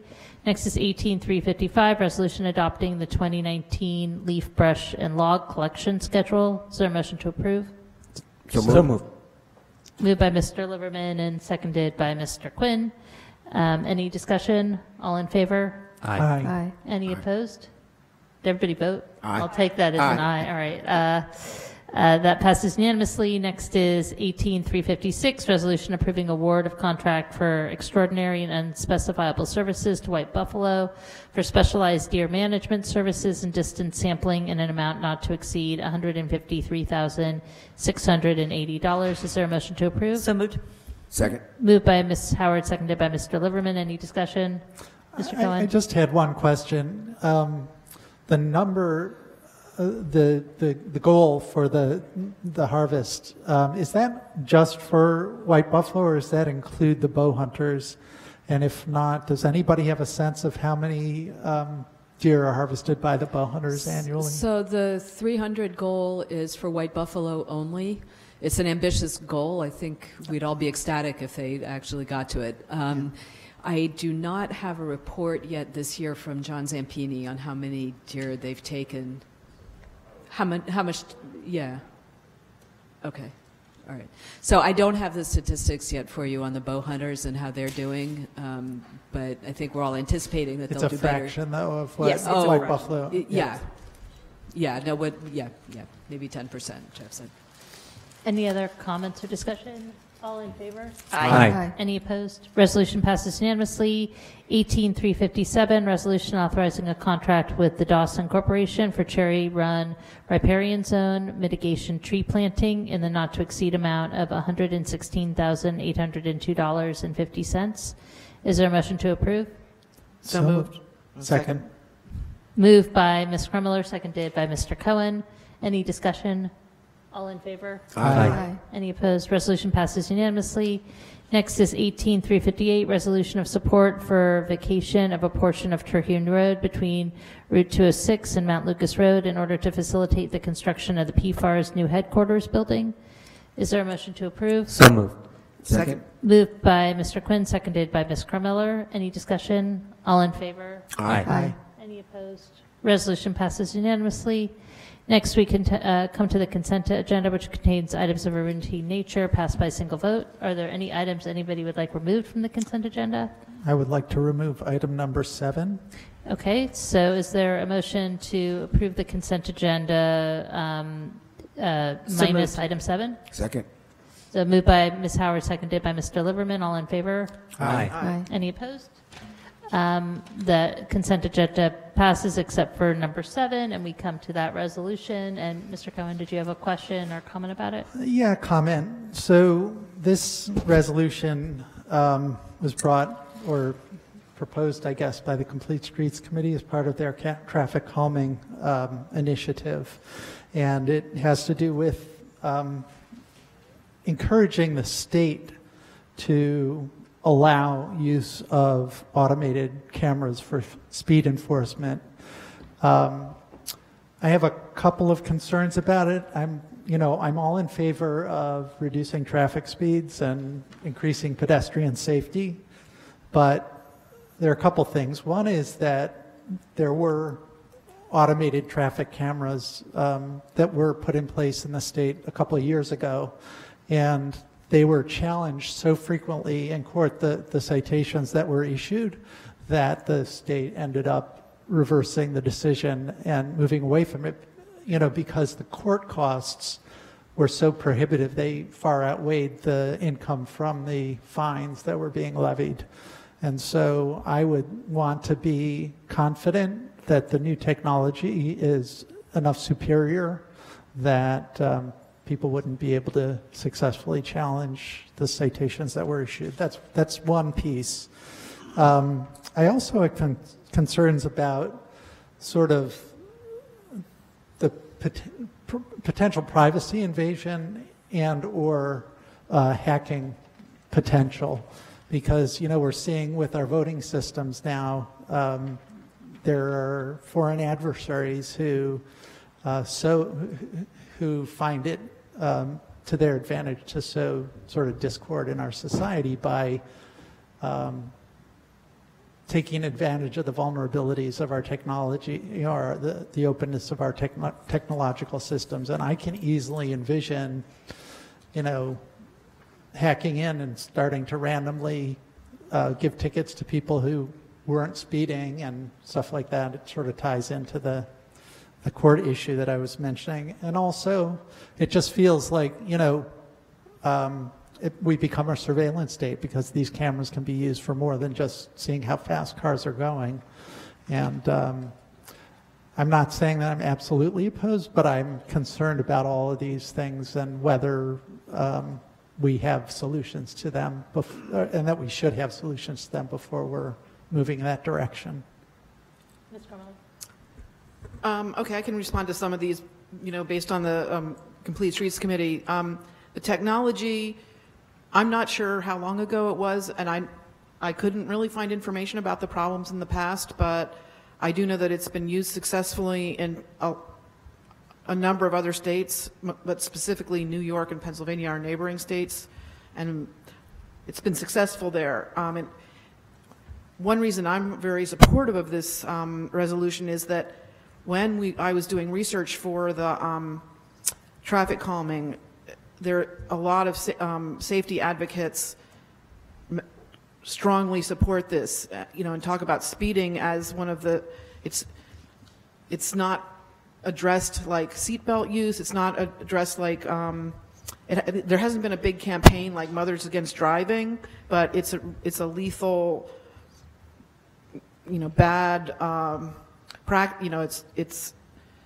it's harmful. Speeding is really harmful to everyone's safety, and so that information is only going to be used for speeding. It's not going to be. I know what David is saying, but the issue about whether the technology is up to is. I just don't see that as a big issue, based on other states using it. I also assume that if the state decides to approve this, there'll be a procedure in place to look at all the technology. That's one thing. What was the other concern? The privacy issue. Yeah, privacy.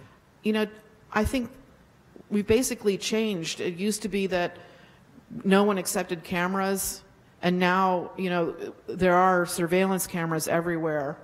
It's just the way of life. Even in this building, I remember when we first moved into this building, I discovered that there were cameras in this room, and I didn't know. And and then I said we have to put signs everywhere when there are cameras. But now it's not even.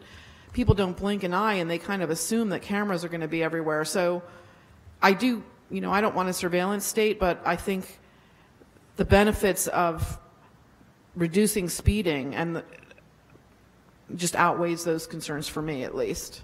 I don't know how the rest of the council feels, but the Complete Streets Committee was, unanimously in favor of it. I would recommend that if there's a motion to approve this, that somebody moves it, and then we can have, if there's further discussion, we can have further discussion, or we could vote on it. Okay, I'll move it. I'll second. So it's been moved by Ms. Krummeler, seconded by Ms. Howard. Any further discussion?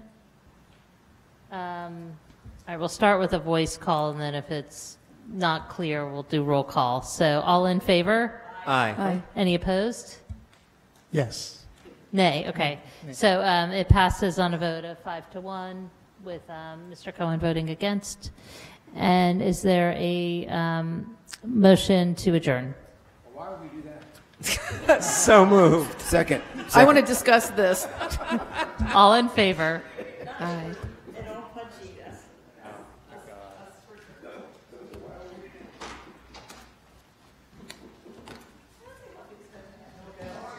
Well done. Look at the character.